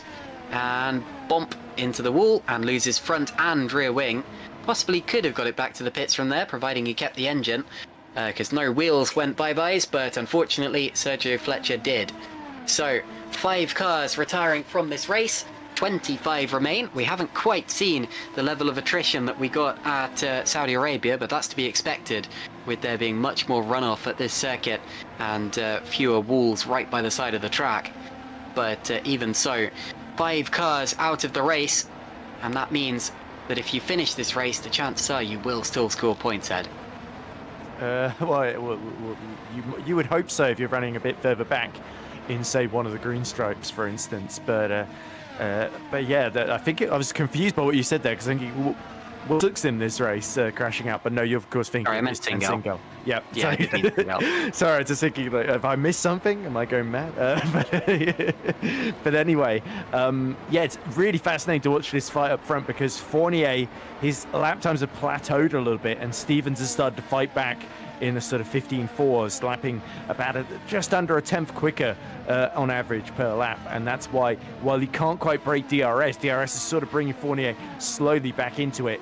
He is just keeping him at arm's length and nailing his exit from New Holland, the final corner, and that's preventing Fournier from snatching the race lead from him. So yeah, Fournier was hoping to sort of get into the lead and build a big enough gap with the offset he would have on these faster compounder tyres, but now he's sort of burnt them up trying to fight with Tom Stevens, and the strategy isn't quite working, I think, as well as he'd hoped now. It could be not too long before Moynier, who we saw just taking an odd line there through turn 4, might start to challenge his fellow countryman ahead of him, and Alex Lahogue might be in a bit of a hurry too, because Milnek is now within 6/10 of him as well. So we've got 5 cars all within DRS of each other in the top 5 here. Indeed, and interestingly so, I think Geoffrey Fournier is still benefiting from this situation, because yes, it's probably past the stage where the medium tyres have a massive advantage on the hard tyres, but even so, he's still within DRS range and still within slipstream range of Tom Stevens. That's helping him to keep up. He would do well to sit behind Tom Stevens here and just see what he can do, being dragged along by the car of Tom Stevens that's having to do all of the hard work up in front. Yes, you do have turbulent air in the corners, but I think that is counteracted by the available speed you have on the straights. Here is Geoffrey Fournier sitting in second position, winner of the 2018 Australian Grand Prix, but no races since. He's been on the podium a good few times, but really that second win has been long in the making. And we're still early in the race to be talking about that, but I'm sure he's been thinking about it, at least from time to time. It's been 3 years since Fournier was last on the podium. Mexico 2022, of course, just behind Pascal Collins. That was a brilliant race as well. And yeah, Fournier, he's been, I don't want to say inconsistent, but he's not always had these opportunities to run at the front, has he? But when he gets them, he absolutely snatches them with both hands, and he's got a lot of fans understanding from his sort of fighting style, isn't he? He loves to just try a move if it's on, but he's also, in this instant, you can tell his experience coming into play, because he knows if he makes a sort of do or die, down dare on the brake sort of move on Tom Stevens and takes Stevens out, then that could just hurt both of them and just hand the race to Loic Moynier, essentially. So he's being quite sensible at the moment, and it's within his interest to do so. But yeah, it'll be interesting to see if Fournier on these medium whether he's the one that has to pull the trigger for the second phase of stops before everybody else, or if he can stretch it out and split the difference a bit here. Yeah, half the way through the race now, and there's always a chance, of course, that Fournier is trying to take the lead and just hasn't been able to. Jan Grangfist has been saying in the chat quite vocally that this track is worse for racing than Hungary now in terms of overtaking opportunities. Potentially, I can believe that, actually. They always called Hungary Monaco without the walls. This circuit is Monaco with the massive gravel traps, I guess you could say. I think that's a little excessive, maybe, but even so... You say it is. Maybe so, but it is still very difficult to overtake here, and that's another reason why this DRS train is so important, because it means you may only get one or two actual overtaking opportunities, and so it's important that you stick with the leader until that opportunity arises. And I'm afraid, Ed, we've lost Dylan Fisher now, so 6 retirements from this race, with the latest of those being the AKA Hero driver, Dylan Fisher. Oh, that's a huge shame. But Fischer had a pretty horrible start to the race, didn't he? Getting caught up with Panzer. So, yeah, he was always going to be on the back foot from then on, really. And, yeah, I think points were a bit unlikely for poor Dylan. Here he is. I think he's just going to pull into the pits to retire, isn't he? Yeah, looks that way. So Fischer out of the race. Sometimes you see drivers coming in to protect the engine, basically just save the engine life, so they can use this power unit for a different race, and that may be Dylan Fisher's problem. Into the pit box he goes, and yeah, you can tell by the angle he's come in at, he wasn't ever intending to make an actual pit stop. He just wanted to save the engine for another day, knowing that he wasn't going to score points. I personally prefer not to do that. I think you never quite know what's going to happen in these races, but then again, I race in Formula Sprint 2, where engine life is not an issue whatsoever. Also, he was in danger of going a lap down as well. So that is true. He didn't want to mess with the leaders too much, because that could have ended up deciding the race. Maggio, interestingly, during that replay, was able to come into the pits for his second stop then. So clearly in his fight with Carlos Martin, he's decided once more to go for another undercut here. Yeah, and of course, I guess if you mediums. Yep, so Maggio on the mediums. I was going to say, I guess if you do end up messing with the leaders, you always have a chance of picking up a penalty, which could affect a race where you might be able to score points. But yes, it is the hard compounded tyre from Alessandro Maggio, and that's another example of how sometimes the simulator doesn't quite know what to make of a pit stop, and it takes a little while to update itself so you can actually see what tyres the drivers are running. But that's okay, so long as it updates it before we get royally confused. And Alessandro Maggio does appear to still be on those hard compound tyres. Moritz Kropp here, P8. The two Fraser Tartan cars separating, or being split by David Feidock there in the Epic Racing car in 9th position. All three of these drivers would have been hoping for a top 10 finish today, but maybe not expecting it. Fraser Tartan yet to score a top 10 finish in Super League under the FTR name. Of course, the team was known as Nocturne last year, and they did have a couple of results, but yet to score a top 10 finish this season. And David Feidock yet to score a top 10 after one of his many returns to Super League. He's a driver who has retired or been forced to leave Super League a couple of times, and then has returned, but unfortunately has not had the same amount of success that he had before. David Feidock's last top 10 finish was in 2023 at the Belgian Grand Prix, but it is worth noting that he's only done 5 Grand Prix since then, so it really hasn't been that long in the grand scheme of things. Sven Schubert into the pits now, so the second pit window could be in the making. That puts Mark Schluter back into the top 10, and keep your eye out for other pit stoppers, because who knows when they could be due. And who knows how many pit stops these drivers are still intending to make in this. Yeah, and Schubert has come out about 6 seconds ahead of Maggio. Maggio, who's setting purple middle sectors and personal best laps of the race on the hard compounds tyre. He's just set a 114.5. The leaders, for context, are doing low 115s, essentially, or low to mid 115s in that sort of group in the top 10. So, yeah, that really shows you that there is time to be gained on the fresher tyres, but do you really want to force yourself into making the extra stop? I suppose if you're in Maggio's position, you can sort of afford to. As we see all yellow in the final sector, is that Moritz Krop going into the pits? It is, so it's nothing too major to worry about then. But that's the first of our, the second of our Fraser Tartans, sorry, pulling the trigger. So that's Moritz trying to cover off his teammate Sven. Yeah, but we don't normally see yellow flags just because of someone coming into the pits. It may have been something to do with Szymon Frelick, and it is. It's a spin, and he gathers it up and gets going again. Szymon fourth in the championship, but way down in qualifying, potentially because neither of the TOP esports cars... And that dropped him out of the points, that spin, because Hygo Poom went through there. Indeed, indeed. I was going to say neither of the TOP esports cars have brought a fresh engine to this race, maybe down on upgrades as well. This championship is unique in that you can bring in upgrades during the season depending on research and development points that the team is allocated, and as a result of that, some of the time teams invest it into different parts of the car at different times, and you can get a bit of a pendulum effect going where one car will be great at one race and then not so good at the next, and it will kind of come to you and away from you. And it's one of the many things that stops absolute domination from taking place in GPVWC Super League, keeps the racing entertaining and close. Pascal Pollens appears to be coming into the pits now, and indeed he is. Meanwhile, Stevens and Fournier continue to lead this race. The top 5 in a DRS train, which is what we're looking at now: Stevens, Fournier, Mounier, Lahou and Mouinek. And we await their second pit stops, which will presumably be their last pit stop of the day, unless they choose to go really aggressive. I think they'll probably go into a hard compound tyre and run to the end from there. And I know that would make it the longest stint of their races, but obviously the car's lighter later on in the race means that it means that you are using less tyre life just in general.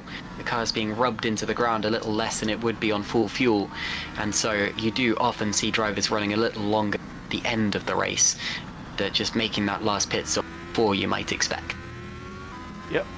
And just an update on the weather. It is apparently raining at Circuit de Catalunya in Barcelona in real life, but it is light enough rain that it's not showing up in game essentially. So I would assume then dry to the end as we see Ruolt pitting, and that looks like Jarl Tyen following him in then on lap 39. Ruolt, also another driver to be very late on the pit speed limiter. You saw him locking up towards the end of the pits there, and we've seen that before with Moritz Krop. He got away without a penalty, so obviously slowed it down just in time. And Tyen is in, as is Matthew Williams and Stefan Ruolt, as you said. Ruolt is the car we're looking at, who exits first. And back into the action they go. Ruolt's going to be between and he's behind the FTRs. I think they've both jumped him, haven't they, the FTRs? They have, yep. That's Schubert that just got through and Ruolt there as well. So brilliant undercut executed by Fraser Tartan there. And you can see Krop up ahead, fighting with Jukka-Pekka Laulu and going up the inside into turn 4 there, as Krop has just set the fastest lap of the race, 1:14.3. There we go. So another bad day for Super Venturi as Lalu is knocked out of the points, and he's struggling to keep up with the green stripes actually at this phase, or he's only just caught up to them. Yeah, this is really good work from the 2 green stripes cars here, who have jumped ahead of Stefan Ruolt to cement their claim to the top 10, which is where both of the drivers are running in the net order. They've only done one stop, whereas those behind them have done 2 though. So yeah, it's Russo and Handcraft. Russo in particular running very long in that first stint has actually helped him out a lot here. So this looks like green stripes might be trying to 1-stop the race. I think they're more likely to 2-stop it and go for maybe softs at the end potentially. But yeah, here comes Krop. This should be an easy move. Frelick into the pits, and Moritz Krop is making the move on Stein Handgraf. And as you were saying, the green stripes cars have only made 1 stop. The FTRs have made 2. Moritz Krop goes through, and it was a little bit of a tougher maneuver than you might have expected, but ultimately no way you can hold back the pace of a car on fresh tyres when you're that late into your stint. And here's Jukka-Pekka Laulu desperately trying to hold on to those points. It's all down to him now in that Super Venturi. I think not only will Jan Grankvist lose the championship lead today, but Super Venturi probably will as well. to who is yet to be decided, of course. But yeah, Super Venturi are only going to score a handful of points, if any. And into the... No, not into the pits. Geoffrey Fournier... Yes, into the pits, sorry. So Stevens into the pits, along with Matej Winnick and David Fidok. I got a little bit confused there, because I saw Fournier change places on the order, and I thought he was pitting. But indeed, it was Tom Stevens who was pitting, along with Winnick and Fidok. Out of the pits they go. Now, who are we looking for in terms of where they're going to come out? We're probably waiting for Moritz Kropp, although he's going to be a little further back. It's Hygo Poom ahead of Tom. Yeah, this should be okay for Tom Stevens. So Poom's yet to stop for the second time, isn't he? Yeah, I think you're right on that one. So yeah, it's all just the one. It's a one stop. People have done one stop ahead of them. Milnek has done one stop. Moritz Kropp has done two though. So yeah, Moritz I think is the highest of those on that particular strategy. Although he has hit about 4 laps earlier than Tom Stevens here. So yeah, I'll be interested to see how this all plays out then. Whether Tom can get this undercut here, or whether Fournier, now finally in clear air, is going to be able to respond or not on those mediums. Indeed, Geoffrey Fournier pits. He has to respond now, as does Loic Mounier and Alex Lahoe. The top 3 all coming in together. Whoa, that was nearly contact between Lahoe and Mounier. All 3 of them pretty much locked up on their way into the pits. And surely it's only going to be a matter of time before somebody gets a penalty. Not necessarily these top 3, but people have been pushing it very close. And talking of close, Mounier once again cutting it so fine behind the car in front of him, behind Alex Lahoe as he escapes the pit lane. Fournier comes out. Now, where will they come out in relation to Stevens? Stevens goes through, but it'll be on the outside line. Fournier might take the lead, and he does. Fournier has jumped Tom Stevens in the fight for what should be the net lead in the race, and that is crucially important there for the Epic Racing Team driver. What a move from Geoffrey Fournier to pit the lap after Tom Stevens and make it pay for him. Now, we're seeing the difference in tyre compounds. We'll have to wait and see if that is indeed accurate. I'd have thought Fournier would be on hard tyres at this point in the race, but let's wait and see. Loic Mounier behind is 3rd in the net order, then it's Lahoe and Winnick, and Moritz Kropp I think is gained out of all of this. He's now got 2 cars between him and his teammate, and it looks like Sven Schubert has jumped David Fidok, who was just ahead of him before the pit window, and with just over a third of the race to go. I'm expecting that the drivers who are pitting now are going to the end on these tyres, as Thomas Falk and Mark Schluter pit, so Carlos Martin leads the race, Ed. Yeah, purple middle sector from Geoffrey Fournier. You saw immediately when Stevens pit, he set a personal best first sector of the race, so it was a really, really solid in-lap there, and it was just enough to squeeze ahead. It was so tight there, but Stevens really did not have the sort of momentum on the outside to make it through, but he could yet retake the lead from Fournier if Geoffrey Fournier slips up here. So yeah, we can't count out them. And Mounier, you saw with his stop, he was immediately putting his steering all the way to the left because he'd learnt from the first set of stops that his pit box is right behind Alex Lahoe, and unfortunately him and Alex Lahoe are just pitting on the same laps all the time now.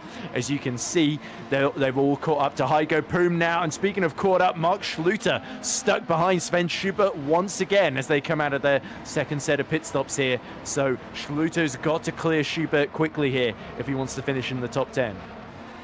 Wow, so it seems to be genuine that Geoffrey Fournier is on medium tyres, and that's going to create a really interesting end to the race where he should be faster than Stevens now. He's just cleared Hygo Poom, in fact.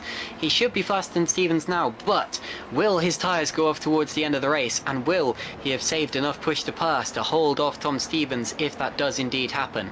Carlos Martin and Riot Kilk are in the pits. Fournier should stay out and lead the race once again. And I think this will be his first time officially in the lead. He may have led for a couple of laps in the pit window, but this is the first time that he's been genuinely in the lead of the race. He leads by just under a second from Tom Stevens, and if he can break the DRS range, that would put him in an even better situation than he's already in. Who's that coming out of the pits? That's one of the QP Esports cars. They're nearly 3 wide there. Oh, Tyne in a battle, and that's Martin that's been, has Tyne going around the outside of him, and that should be Maggio making the move through turn 3 as well. Carlos Martin got absolutely mugged there, and he knows it. Look at him weaving around in frustration there on the hard tyres. Wow, okay. I think Schluter has genuinely jumped Sven Schubert here. Of course, had to pass him on the road, but I think that is for position.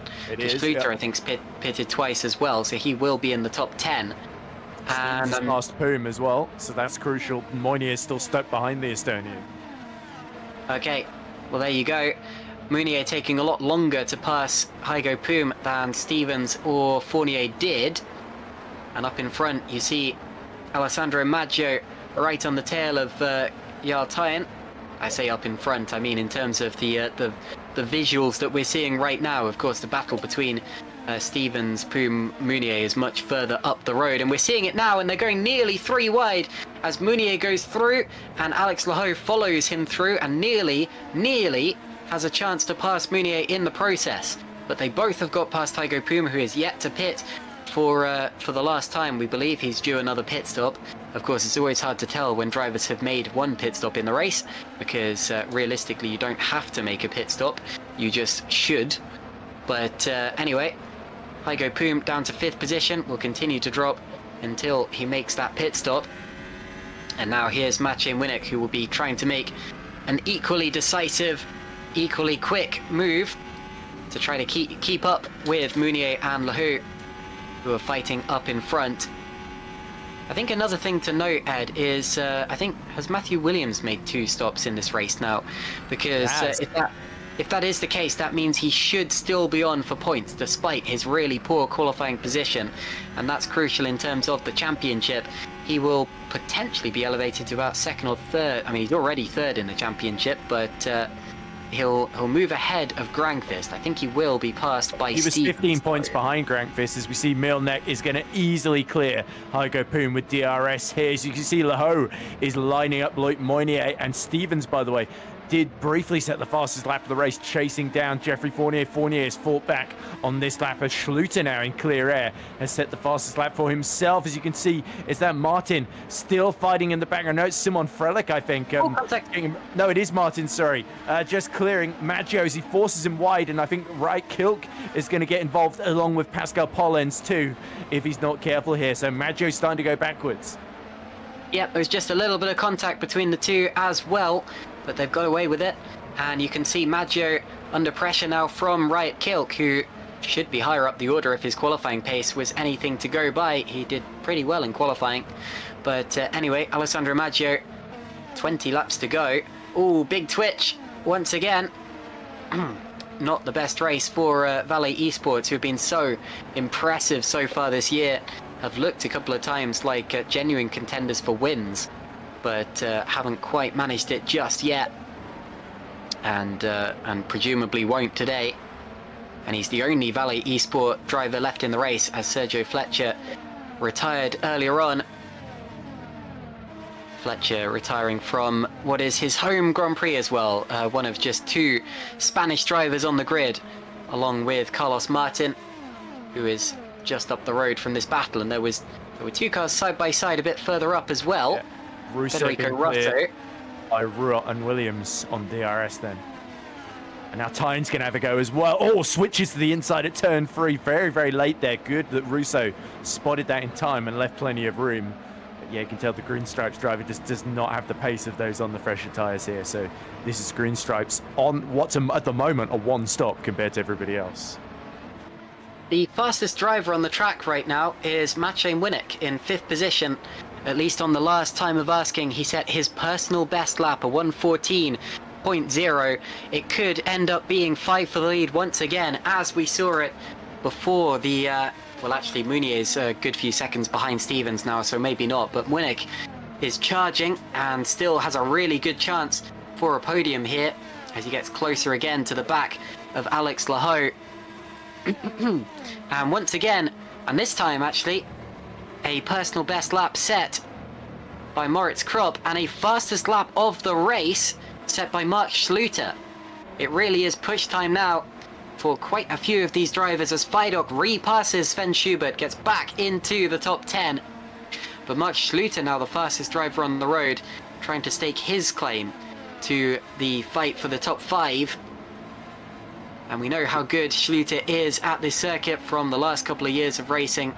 2nd both in 2023 and 2024. Pole position in 2024. Only just lost out to Tom Stevens by less than 2 seconds at the end of that one.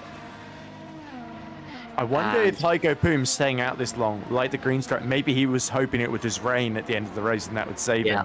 But yeah, because obviously he was quite a way down the field, so he's been lapping about nearly 2 seconds a lap slower than Mark Schluter at the moment, who of course has shown absolutely electric pace. Brilliant to see from the German in that Edgy Sports car, who's had such a tough season. Would desperately love it to get his first official top 10 after having that 9th place taken away from him. If he can catch up to maybe the likes of, if he can clear Heiko quickly, he might be able to catch Moritz Kropp. But here we go then with the DRS open on those mediums. This should be a straightforward move. Oh, very late swerve back to the racing line, but Schluter's got it well under control, and that's him up to 7th. Good job then from Mark Schluter. He's climbed a good few positions up from his starting place. Federico Rosso now into the pits as well. As you said, there's always a chance that if you stay out long enough, the race could throw something your way, like a rainstorm or something like that, especially when we haven't really been convinced that the weather will stay dry the whole way through the race, but I think it probably will at this point. The ambient temperature still 18 degrees, the track temperature 42 degrees according to Race View, and the weather still bright and sunny with 17 laps to go in this race.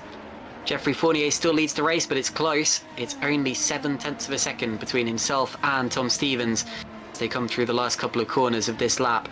You see the differing tyre strategies that they've gone for there, which could be all too crucial at the end of this one. If Fournier had broken away from Tom Stevens, there would have been a much higher chance of him keeping this position. But I think strategically, Stevens is in the pound seat here to regain the lead of the race. Thomas Vock now passing Heiko Poom for 8th position. Wrong Tom, I just said. And does go through there. Heiko Poom still yet to stop, still potentially hoping for a rainstorm, or maybe even trying to go to the end, but I think that's still unlikely. Yeah, so I think Tom Stevens is sort of hoping that Fournier's mediums just fall off the road compared to his hards, but we've seen with the Epic car in that second stint where he did 25 laps on the mediums, that the mediums were still really good near the end because he was able to basically overcut Tom Stevens to get past him. And it wasn't like Stevens was in traffic or anything. He had a decent gap to the cars ahead. I think it was Kropp that he came out behind, wasn't it? Oh, as you see Milnek sliding the rear tyres out of Lakaxia. He is starting to try and get a hurry up here to try and pass Alex Lahoe. But Lahoe, of course, has got Moynier with no DRS. He's 2 seconds down the leaders. He's sort of been slowly eking his way back, but it was getting stuck behind Heiko Poom that really, really cost Loic Moynier for those 2 laps, really. That was what's taken him out of that lead fight, essentially. As now we see Stevens continuing to be very, very close to the back of Geoffrey Fournier, but Fournier just defending well, not leaving the door open for him. So don't expect Geoffrey Fournier to make this easy. So we see Vincent Gutt about to be lapped in the background as well. And there's Wright Kilk taking the final points position off of Carlos Martin. This is turning into a really tough day for TOP. Both cars out of the points. Indeed, and Shimon Frelich out of the race. Now, did we see that happen? Or has that happened since last time we gave you an update on the retirements? I'm not sure. But unfortunately, Shimon Frelich is out of the race, the driver who came into this 4th in the championship. And it's interesting to me that on a day where Jan Grankvist has retired, there are a few drivers lining up to take advantage of this. Obviously, Stevens and Mounier, I think, should jump him in the championship. Williams won't, at least not as it currently stands, unless he makes up a good few positions towards the end of the race. Of course, he would need 15 points. I think he'd have to be in the top 3, wouldn't he? That's not likely, but anyway. But yeah, Riot Kilk, 15th position as well. We'll gain at least 1 point at the end of this one. Red Archer have been slightly struggling. They've had a so-so start to the year, but points still very valuable. And finally into the pits does come Heiko Poom now, putting Sven Schubert back into the top 10 and Carlos Martin back into the final points-paying position. Yeah, Red Archer actually got a great chance with AKA Hero sort of struggling, and Heiko Poom slowly dropping down the order. They've got a great, and as he pits, of course, they have got a great chance to actually get ahead of AKA Hero and sneak into the top 10 in the team's championship. So I think that will be good progress for Red Archer, given that they basically had a year's sabbatical and they've had to sort of put the team back together. And Kilk and has been very, very impressive. It's just a shame that Chris Shepherd, who scored points in Saudi Arabia, if memory serves correctly, did Shepherd? Yeah, I think he did. Yeah, he was 9th in Saudi. It was his first and only points of the season so far. So Chris has not had a whole lot of luck. It's mainly been Right Kilk that's been doing the majority of the point scoring. As we see, it's this Simon Frelich coming out of the pit, or into the pit, sorry, to retire. So yeah, he just went into the garage, and clearly, much like Dylan Fisher, Simon was just a bit fed up and had enough at that point. Yeah, we saw his spin earlier on, but we didn't see that he had actually retired. But unfortunately, he does become our 7th retirement of the race. So 23 cars remain. Schluter round the outside, of Moritz Kropp, and just enough space left. That was an amazing move. Incredibly well judged from Mark Schluter, and he's in to the top 6 as he continues to lap on the same pace as the leaders in this stint. He has really come alive on those medium tyres there. And 3 seconds to Maciej Milnek. You know what? Mark Schluter isn't going to be too far off of this fight for third before too long if he can keep this pace up. But he's only got 13 laps to go. Yeah, it makes you wonder what happened in qualifying, to be honest, because Mark Schluter has been absolutely rocketing up the order since then. He qualified 13th in this race, a very unlucky situation for him to start in, and up to 6th position.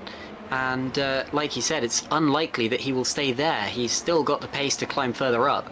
It is worth noting, of course, he is also on the medium tyres, so there is always a chance that he won't have this pace come the end of the race. 6th may be as high as he can climb, but I don't see him losing that position, at least, and I can absolutely see him climbing up even further, which would be the best result of the year for Mark Schluter. What's happened?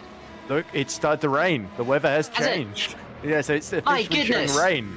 And there we go. You can see the droplets on the top of Mark Schluter's car. Now, if you are, say, Alessandro Maggio down in 17th, or Heiko Prix, who's just pitted for the obstacles, I think Maggio or someone near the very, very back of the field might be tempted to gamble here. As we look at Martin, now fought back to 15th by Right Kilk, I think, has just got past him.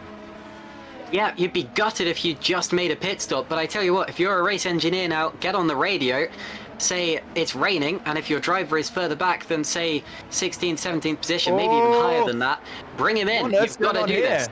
Fidok in trouble because he's losing positions, hand over fist, and it's Rult that is having a go at him now. Yeah, I think Rult just lost a couple of positions, didn't he? Unless I'm very much mistaken.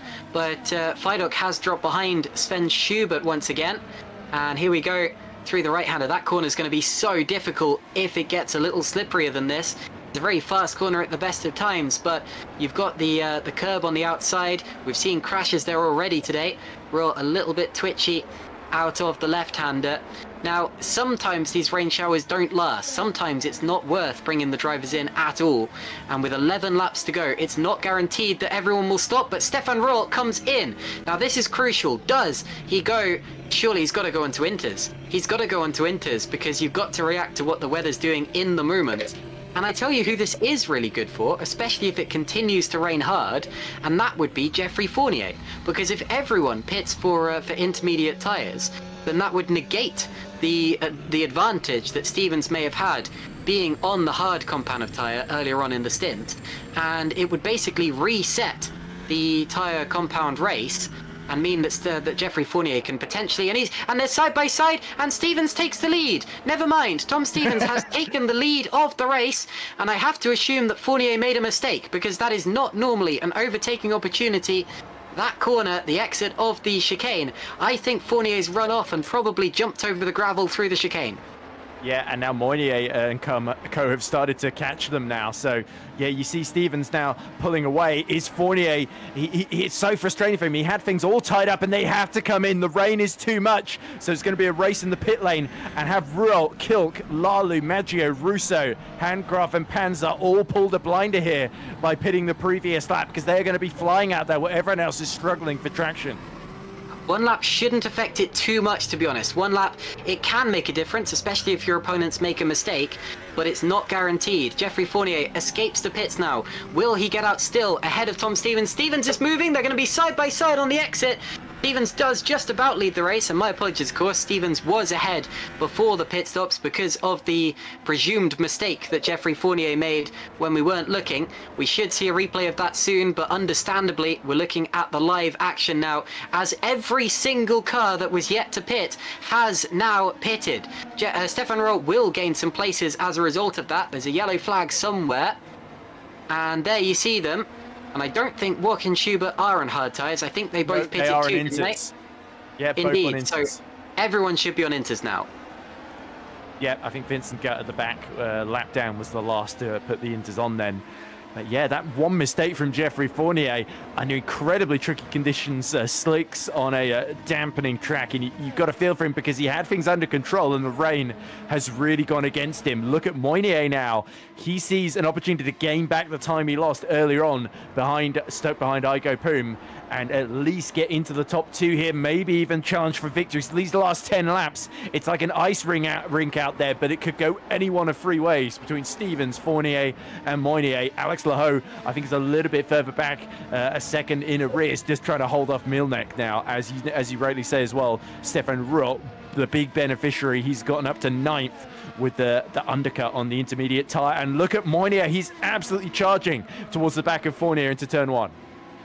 My goodness, so I was just saying the rain would be good for 48, but I don't think it is. Mounier goes through on the inside and gets up into second position. He could still win this race, and he would take the lead of the championship if he did. This is fantastic stuff. The race has come alive with the weather in the last 10 laps here at the Circuit de Barcelona, Catalunya.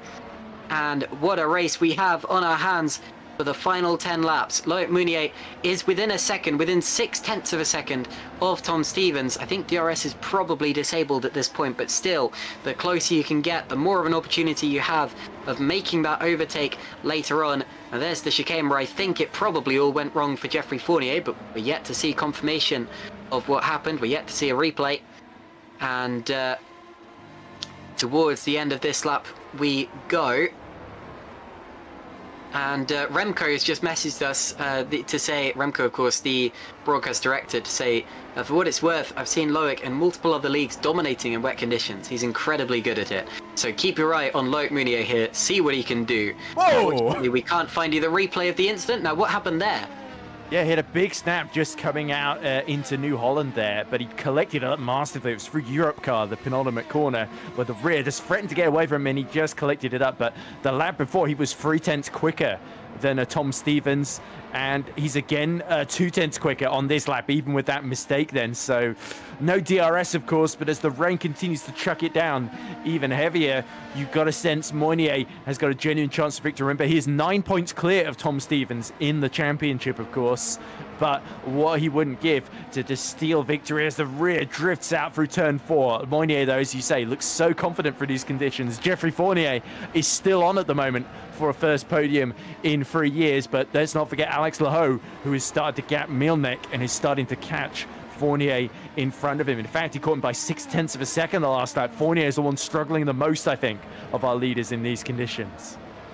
The rain continues to come down. The lap times are about 7 or 8 seconds slower than they were in the dry. It could get even wetter than this if it continues to come down at the same rate. I don't think quite wet enough to go onto full wets, but then again, I said I didn't think it would rain today. Riot Kilk is out of the race, I'm afraid. So we've had our 8th retirement of the day, and it's Riot Kilk, who did so well in qualifying, but unfortunately has just dropped down during the race.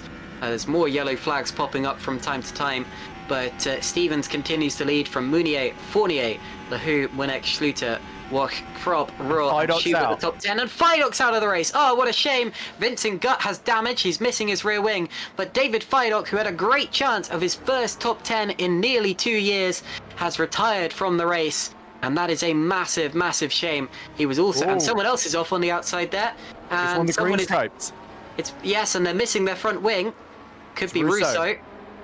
Okay, well, there's been a collision there, potentially, between Russo and Vincent Gutt. You rather have to fill in the blanks with one car missing a rear wing and the other missing a front wing. Then again, they were separate. Vincent Gutt spins off and he hits the wall, so it was nothing to do with Federico Rosso, my mistake. Here's David Feidock. Did he crash out by himself? He was streaming his own point of view. So Some of you would have seen this Over the firsthand. curb. And into the wall, and a hit. Okay, well that's the end of the day for David Feidock. Said he was still on those slick tyres, but I don't think he Russo was. crashed at the same time. Almost the same thing happened through that Verve chicane, and he just hit the barrier and lost his front wing. So he's decided, I think, to try and keep going, or he might have retired. And Kilk, I didn't see what happened to Kilk, but he retired, I think, the lap before. Russo has made it back to the pits, as indeed has Vincent Gutt with the missing rear wing. So Vincent, he's just decided he's going to keep that spark going no matter how bad things get. So good on Vincent to at least try and get to the end in these very treacherous conditions. I think Moynier has not had a good lap there because Stevens has gained 4/10 on him. So, yeah, Stevens has started to get things back under control here as Moynier has a tricky lap then. So maybe the early charge starting to fade, and now we might see things stay as they are in these final 6 laps. And even if DRS is not still active, Stevens has now broken DRS range of Loic Mounier. He's broken that. Look at Mielnik, by the way. Oh, as we see something going on just there. I think that's Krop, Royal, Schubert, and Martin all starting to duel, but Mielnik has been caught by Schluter, who is within 4/10 of him as well. So Mark Schluter could still get a top 5 out of this race, and Mielnik desperate to hang on in these closing stages. But even in the wet, Schluter looks still pretty strong here, and Mielnik is just struggling to keep it in a straight line. And there's a spin, Whoa. and on the inside of the corner, it's Lahoux! Alex Lahoux spins! He was in with a great chance of a podium, but he has spun the car around, and he will be absolutely gutted with that. Like I said earlier, that his season has just gone downhill since the Australian Grand Prix, where he was on the podium for the first time, but these are tricky conditions for any young driver. He's got his teammate in close company now, Tomasz Vok, who he's holding up and pushing back towards Moritz Krop here. But anyway, a very unfortunate spin for Alex Lahoux could happen to absolutely anyone in these conditions, Ed. Yeah, just Cam says a tricky corner even in the dry, and in the wet over the curb, if you get it a little bit wrong, you're just spinning around. He was lucky he kept it out of the wall there, frankly. So yeah, it was good presence of mind to just get on the brakes when he did. But yeah, that's gifted 2 positions to Mielnik and Schluter, of course. Oh, and Rull, is he going for the full wet in these final laps, or has he got a problem maybe? That's really strange. Rull was the first to go onto inters, and he does go for the full wets. He thinks that it's too bad to keep going on mediums, or intermediate, sorry, and I'm very surprised to see that. But I guess maybe he wasn't satisfied with his position and thought I might as well go even better. Is also going on the full wets, but no surprise, he was repairing the rear wing, so he may as well take the risk, I guess, and just let that's the rain not surprising at all. lashes down. Stefan Roth, I'm very surprised by that, especially since we only have 6 laps to go, including the one we're on. Now there's Jarl Tyen fighting with Carlos Martin, goes to the inside. Martin gained by making 1 fewer pit stop, 1 less pit stop than the others. Ended up staying out long enough to benefit from the rain, but Jarl Tyen has now gone through and up into 10th position, just behind the 2 FTR cars who are a little further up the road. But anyway, we'll have to keep an eye on the pace of Rull then, but he's surely not got many laps unless drivers are just struggling to keep it on the road in front of him.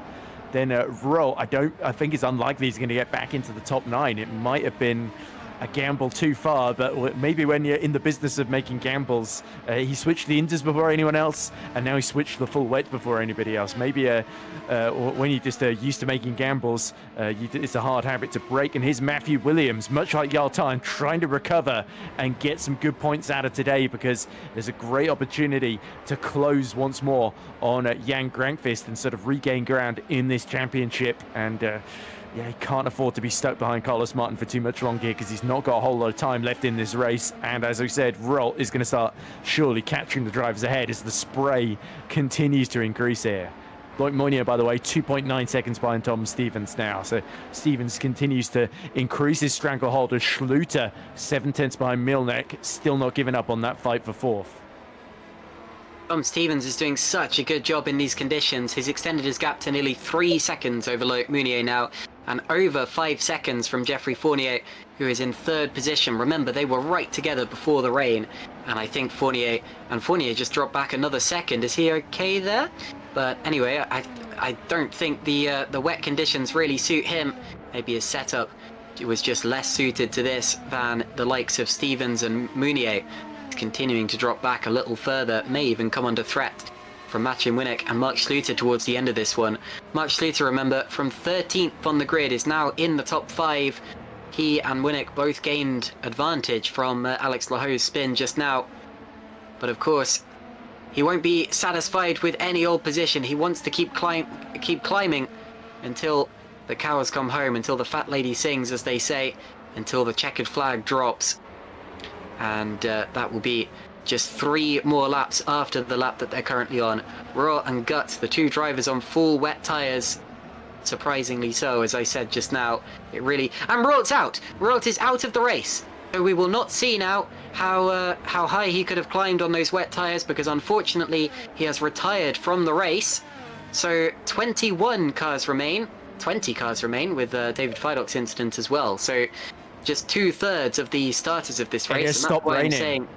It stopped raining. So, well, we're going to see a replay now of what happened to Stefan Rault as he comes through the final couple of corners. He should have more grip than the other cars, but that might also have given him false confidence to push a bit harder. He got on the curb, the AstroTurf, and it spun him around and into the wall hard on the inside. Yet another retirement from this race. And it's a good job he can teleport back to the pits, because that would have been a safety car interruption that would have ended the race if this was real. Mark Schluter is right on the back now of Mathieu Winnick. He's lining him up. He goes to the inside of turn 1. This is a definite opportunity. Oh, and Winnick holds him off, and there's a little tap, but he just about stays ahead, does Mathieu Winnick. Through turn 3 they go, the right-hander up towards turn 4, and in these conditions there are more overtaking opportunities than there would be in the dry, depending on mistakes that drivers might make. But Schluter was the one who made the mistake there, getting a little bit wider through turn 4. And this isn't like real life where you can follow the karting line on the outside of the corners and find the grip there. Realistically, you have to stick to the racing line here, because it's almost like the marbles multiply, and the areas off the racing line are extra slippery. It's a very unique thing to R-Factor 2. Not hugely realistic, but like I said before, everybody's in the same boat, and you learn this pretty quickly when you race on R-Factor 2. And that's a big twitch from Schluter, and he's dropping back further. He needs to get his head back in gear now and remind himself what he's racing for, because he seems to have lost all rhythm that he had as he was catching up to Mathieu Winnick. But he can do it again. He's got the pace to do so. Here's Jarl Tine now, and he's split the FTRs. He is between Schubert and Kropp. And it wasn't Schubert behind Kropp before. I think Kropp may have lost 2 places there. Yeah, Kropp's not had good... He's lapping in the 127s. Everybody around him is in the 125s then. So yeah, Moritz is just struggling to hold on. And he was another of those, I think, was the first to go onto... One of the first to go onto Inters, wasn't he? Or, yeah, definitely not getting the most out of these conditions then, as we... penultimate lap has begun then, and Stevens is nearly 4 seconds ahead of Loic Moyer. He's been absolutely superb. And Thomas Vax still about 7/10 behind Laho, so there's still that train behind Alex Laho of Thomas Vax, Sven Schubert, and then Jarl Tine about a second in arrears, trying to drop Moritz Kropp then. But yeah, for THR, this is a win that could well put them in the lead of the team's championship. And all of a sudden, that fight for 3 team starters in a row seems to be back on. It does indeed. They had a really slow start to the season. Remember Melbourne, where Jarl Tine crashed heavily and Tom Stevens didn't have much better luck himself. And they've been gaining it back slowly since then. Actually, I correct myself. Stevens was second in Melbourne, but he didn't have very good luck at the second round of the championship in Turkey. Or indeed the third round. Japan was an absolute disaster when neither of the THR scored points. But then they got that double, that 1-2 in Saudi Arabia from well down on the grid, and they've got themselves in gear. They've got their championship charge up and running, and this race will help them out to no end. Even though Jarl Tine, it's only down in 9th position, Tom Stevens winning this race I think will elevate them ahead of Super Venturi in the championship. Super Venturi will come away from this round with just 1 point, thanks to Jukka-Pekka Lalu in 15th position. And unfortunately, Jan Grankvist, their other driver, crashed out earlier on. Didn't even make it to the rain, just crashed out completely by himself in a bizarre accident. It's rare to see Grankvist fail to score points 2 races in a row, but that's what's happened here. And Stevens and Mounier will reap the rewards. Let's see if we can do a little bit of calculating as quickly as we can. It looks as if Stevens was 24 points off the championship lead, so he should pass Granqvist, but I think that Mounier will take the championship lead by about 4 points. But here comes Tom Stevens out of the final corner. Ever since the rain came down, he has been imperious, and Tom Stevens wins the Spanish Grand Prix for the 3rd year in a row. Fantastic stuff. His first victory of the 2025 season. Loic Mounier is 2nd, his 3rd podium of the year. Geoffrey Fournier is 3rd, his first podium in a couple of seasons now. Then it's Winnick and Schluter. Schluter coming up from 13th on the grid. 6th place, thanks to that unfortunate spin, is Alex Lahoe, and he leads home the 2 Road to Formula cars with Tomasz Vok in 7th place. Sven Schubert is 8th. I think that's the best I've ever seen him drive, and I might even say driver of the day there for Sven Schubert in 8th position. Jarl Tyen is 9th. Moritz Kropp also a fantastic job in 10th position to give Fraser Tartan their first ever double top 10 finish. Carlos Martin is 11th at his home Grand Prix. Then it's Matthew Williams, Hygo Poom, Pascal Pollens and Jukka-Pekka Laulu in the points. And we'll run you through the full point scorers after this one. But I believe that does mean now that Loic Mounier leads the championship for the first time in his GPVWC Super League career. And I don't actually know who leads the team's championship, so we will have to wait and see.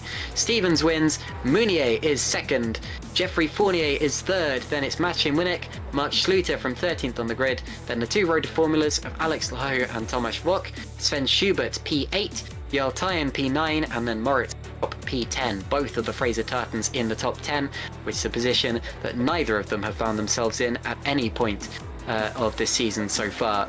Moritz Kropp nearly finished in the top 10 in Saudi, but dropped back later on in the race. Then it's Carlos Martin, Matthew Williams, Hygo Poom, Pascal Pollens and Jukka-Pekka Laulu scoring the only point for Super Venturi today. Not a good day for that team. And outside of the points were Robin Pansar in a tough day for Adonis. And then Alessandro Maggio, Stein Handgraf, Federico Rosso and Vincent Gutt, who was the final finisher, as the last page is entirely retirements. Rolt, Vidok, Kilk, Frelick, Fischer, Fletcher, Granqvist, Singel, Van der Smissen and Shepard. The majority of those drivers crashed out. Frelick and Fischer pulled up. But yeah, a rather chaotic race in the end.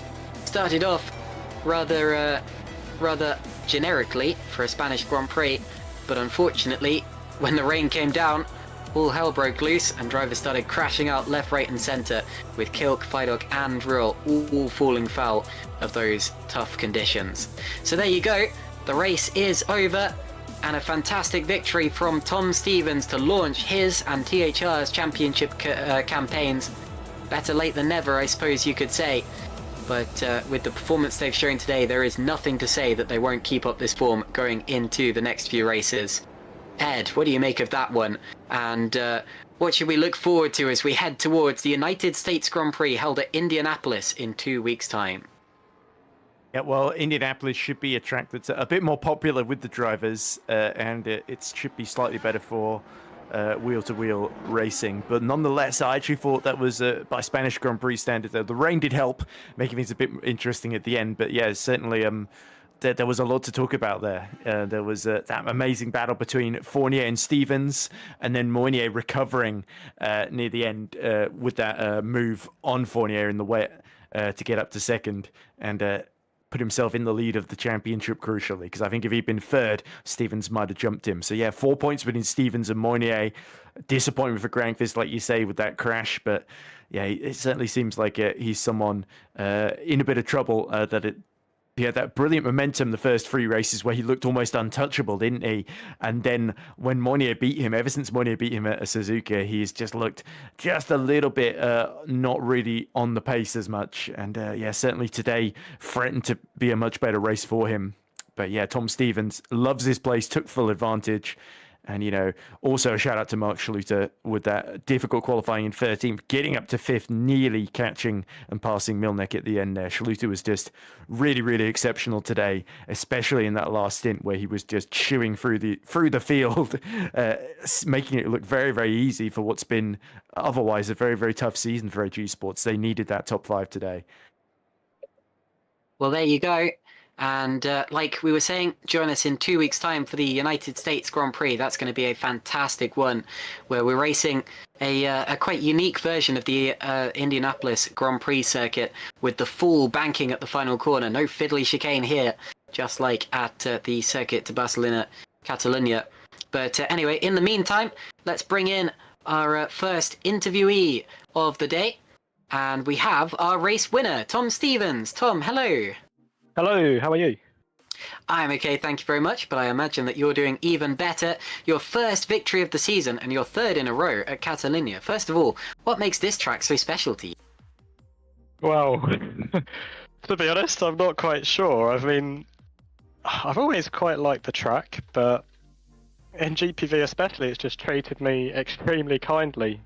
As I would say, even today, I've just, due to exams and personal things, I just really haven't had the time to put in the laps, but I've got to say, Jarl, Sven, Moritz, Toby, and all the Lunark guys in SL2, they've all put an absolute fantastic effort in to build a mega car, and I was just able to kind of hop in and everything just clicked. From the quali session onwards, it just, I don't even know what happened. I shocked myself, to be honest. Yeah, everything just went to plan. I'm quite speechless, to be honest.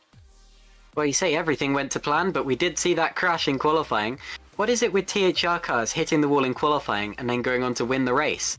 If Yaltayan in Saudi and then you here as any go by, we should be crashing our cars in qualifying every single time. But anyway, you rather got away with it in the end. Good lap to get you within a tenth of a second, within just over half of a tenth of a second from Loic Mounier. And then what a race, eh? Strategy, changeable conditions, battling up and down the order. But yeah, talk us through it if you can. Well, yeah, on the race start, I mean, I was starting P2, pretty solid. To be honest, I was more happy to start P2 than P1, just so I could sit back and hang in a DRS and just manage my tyres, see what happens. And first couple laps, yeah, Loic he was really quick, but I managed to hang on in the DRS. I saw he started struggling late on in the stint, so I can't remember if I went for a move or not, but I think at one point I pitted. Oh my god, my memory is completely gone from that one. I don't remember what happened at the start. But anyway, I believe he pitted first, and then, I got a gap through getting through the traffic. At one point I saw Vincent, and I was like, oh yeah, Vincent is the teammate of Loic, isn't he? Yeah, I better get past as quick as possible. So I went for a bit of a bold move, and fortunately it paid off in the end. And I built, I think, about a 3-second gap. And from then on, I was like, okay, I can manage this and get to the end. But Jeff had other ideas. He was on the mediums, and he just completely demolished that gap. And I can't lie, I was completely disappointed when I saw that gap just shrinking, because he was on the mediums, I was on the hards, and I was like, oh no, all my hard work has just been essentially just chucked in the bin, because he's just going to pull all the hard runners closer to me. But he caught me. I thought he was going to have a go and go ahead, but I think by the time he caught up to me, his mediums had started going off, so I managed to keep the gap to him. And then I undercut them for the final dry pit stop. And I was really shocked to see Jeff overcut me and came out ahead. I was like, how the hell have they managed that?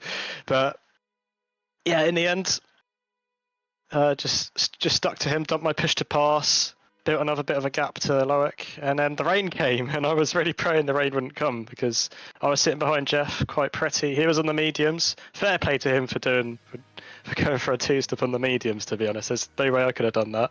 But I knew they would have died towards the end, and then that would have been my chance. But the rain came, and I was like, oh no, an unnecessary complication. But fortunately, the car was just worked in the rain as well, and yeah, really happy with that win. Fantastic. When you passed Jeff, did he make a mistake? We didn't actually see what happened. We just saw you caught him at a rather strange part of the course. Yeah, in the chicane he was just losing the rear, going all sorts of sideways, and I thought, right, here's my opportunity to pounce. And I got ahead, and yeah, that was just before pitting, I believe. Fair enough. Well, you made it stick. I'm going to hand over to my regular interviewer now, Ed Hunter. But yeah, congratulations, Tom. It's great to see you get your championship challenge up and running with your first win of the season. And what a win it was as well, in quite tricky circumstances. So congrats, Tom. Thank you very much. All right, Ed, over to you. Thank you very much, Caitlin. I think you're always very modest, Caitlin. I think you're brilliant at the interviews, but it's a pleasure to do them. So Tom, I think Caitlin got most of the interesting questions out of the way, but the one thing I thought of was in that final stint in the rain. Firstly, you seem to imply yourself that you think you had the legs on Jeffrey if it hadn't rained, but since it did rain, were you at all worried when Moynier got past Jeffrey and then started to close a bit on you, because you really had to dig deep in that final stint just to build that comfortable gap, so he wasn't anywhere near close to challenging you? Yeah, that definitely did panic me. When I saw Loic just go on the inside into turn 1 and he was pretty close to me, I was like, oh no, I think he's going to be pretty damn good in the wet, because he's got a whole load of talent behind him, and I know in the wet conditions that's where it shows who has it and who hasn't sometimes. But fortunately, the car just drove perfectly in the wet. I managed to feel the limit quite well, and everything kind of calmed down after a lap or so. It just stabilised, so it's pretty easy from then on. But yeah, certainly I was a little bit concerned when I saw how close Loic was. But yeah. So it's a bit of a rerun of last year, isn't it? You take your first win of the season at Barcelona, and now you're back up to second in the championship, I believe, behind Loic and ahead of Jan. Of course, had that massive crash today while he was trying to lap Vincent and defend from Alex Laho, funnily enough. So how do you feel about this championship? Because THR back in the lead of the team's championship now, and you are right at the precipice of 4 points, I think, away from Loic Moynier at the moment. You've got to feel that this championship, from what was looking like a really unpromising start, in the place of just 2 races, it's gone right back into your lap. Yeah, I mean, this season's been a tricky one, and I would say the potential has always been there. Our weakness has mainly been the qualifying sessions, but today, even though we didn't have any upgrades for today, it was, I would say, my best qualifying of the season. Everything just kind of went to plan. Apart from the crash, but I already had the lap in by then, so it was all right. I was a bit deflated because I would have improved, but it was fine. It wasn't the end of the world. But yeah, I mean, pole position. yeah. And I mean, looking forward championship-wise, I can see the Drivers' Championship is never on my mind. I'm never thinking about that. The one thing that's important to me is the Teams Championship, and yeah, it would be really nice to make it 3 in a row, and I've got a fantastic teammate in Jarl, and I'm really looking forward to what we can do. But Drivers' Championship-wise, well, I mean, everything's kind of opened up, so I say let the summer leg play, and then let's see how it goes. Well, best of luck in Indianapolis in 2 weeks' time, Tom, and well done on, is that got to be your 7th or 8th career victory? I've lost count at this point. Yeah, I have no idea. Okay, let me briefly count them up. It's your 8th. I was counting this 8th, early. there we go. 8th, there we go. Yeah, Well, so hey. Caitlin said something that confused me. I'm just and second guessing myself. But yeah, win number 8, I'm sure number 9, we won't have to wait long for that one either. So thanks for talking to us, Tom, and enjoy a hard, well-earned victory. Thank you very much. Right, so with Tom Stevens in the books, let's talk to our second place finisher, Loic Moynier. So we're joined now by Spark Racing's very own Loic Moynier. Loic, in a way, it must have been slightly disappointing result, because having started on pole position after that brilliant qualifying for you, led the first part of the race, lost the lead to Tom Stevens, and then lost second to Jeffrey Fournier on a different strategy on the medium tyres, while you and Tom were on the hards. And the rain at the end saved you, because I think what looked like the defining moment of your race was when Heiko Poom, I think, was running long in the middle stint and just held you up, and you came out about 2 or 3 seconds behind Jeffrey and Tom, didn't you? So did you think it was over by that point, that you were just going to have to settle in and defend against Alex for third, and then the rain saved you? Or did you always think there was a chance you could get back on that second step of the podium? Yeah, thank you. I think that how I played it, obviously in the first stint, you have to, when you lead the train, you have to set the pace, and you can't save tires as much as the guys behind you, because the DRS is really helpful with that. So when Tom passed me, I knew that it was because he probably saved like a lap worth of tires on me by that point, and it was useless to fight it. I would have wasted battery and probably time. So I would let him through. I would try to stay with DRS, and the goal was just to play the long game, and be there, be in the mix at the end. After the first pit stop, I see that Fournier is on the mediums behind me, so I let him through. He seemed to also have less wing, which was much easier for him to make the pass. And he had softer tire than me. He also had a softer tire than Stevens ahead. And he was bridging the gap between our DRSs. So what I planned was to let Fournier set the pace. I would be behind him on DRS and get back to Stevens because he already had built quite a big gap to me, which was a second or 2 seconds. And after that, we could be back in the mix and then wait for the next pit stops. You mentioned Poom. Obviously, I should have been more aggressive. I should have passed him as soon as I had the chance, but I waited for main straight, maybe a few corners too late for my race. And well, if you look at what happened to Jan, he was in a bit of a hurry to pass your teammate Vincent to lap him, and it ended in disaster for him. So yeah, maybe that caution was warranted today.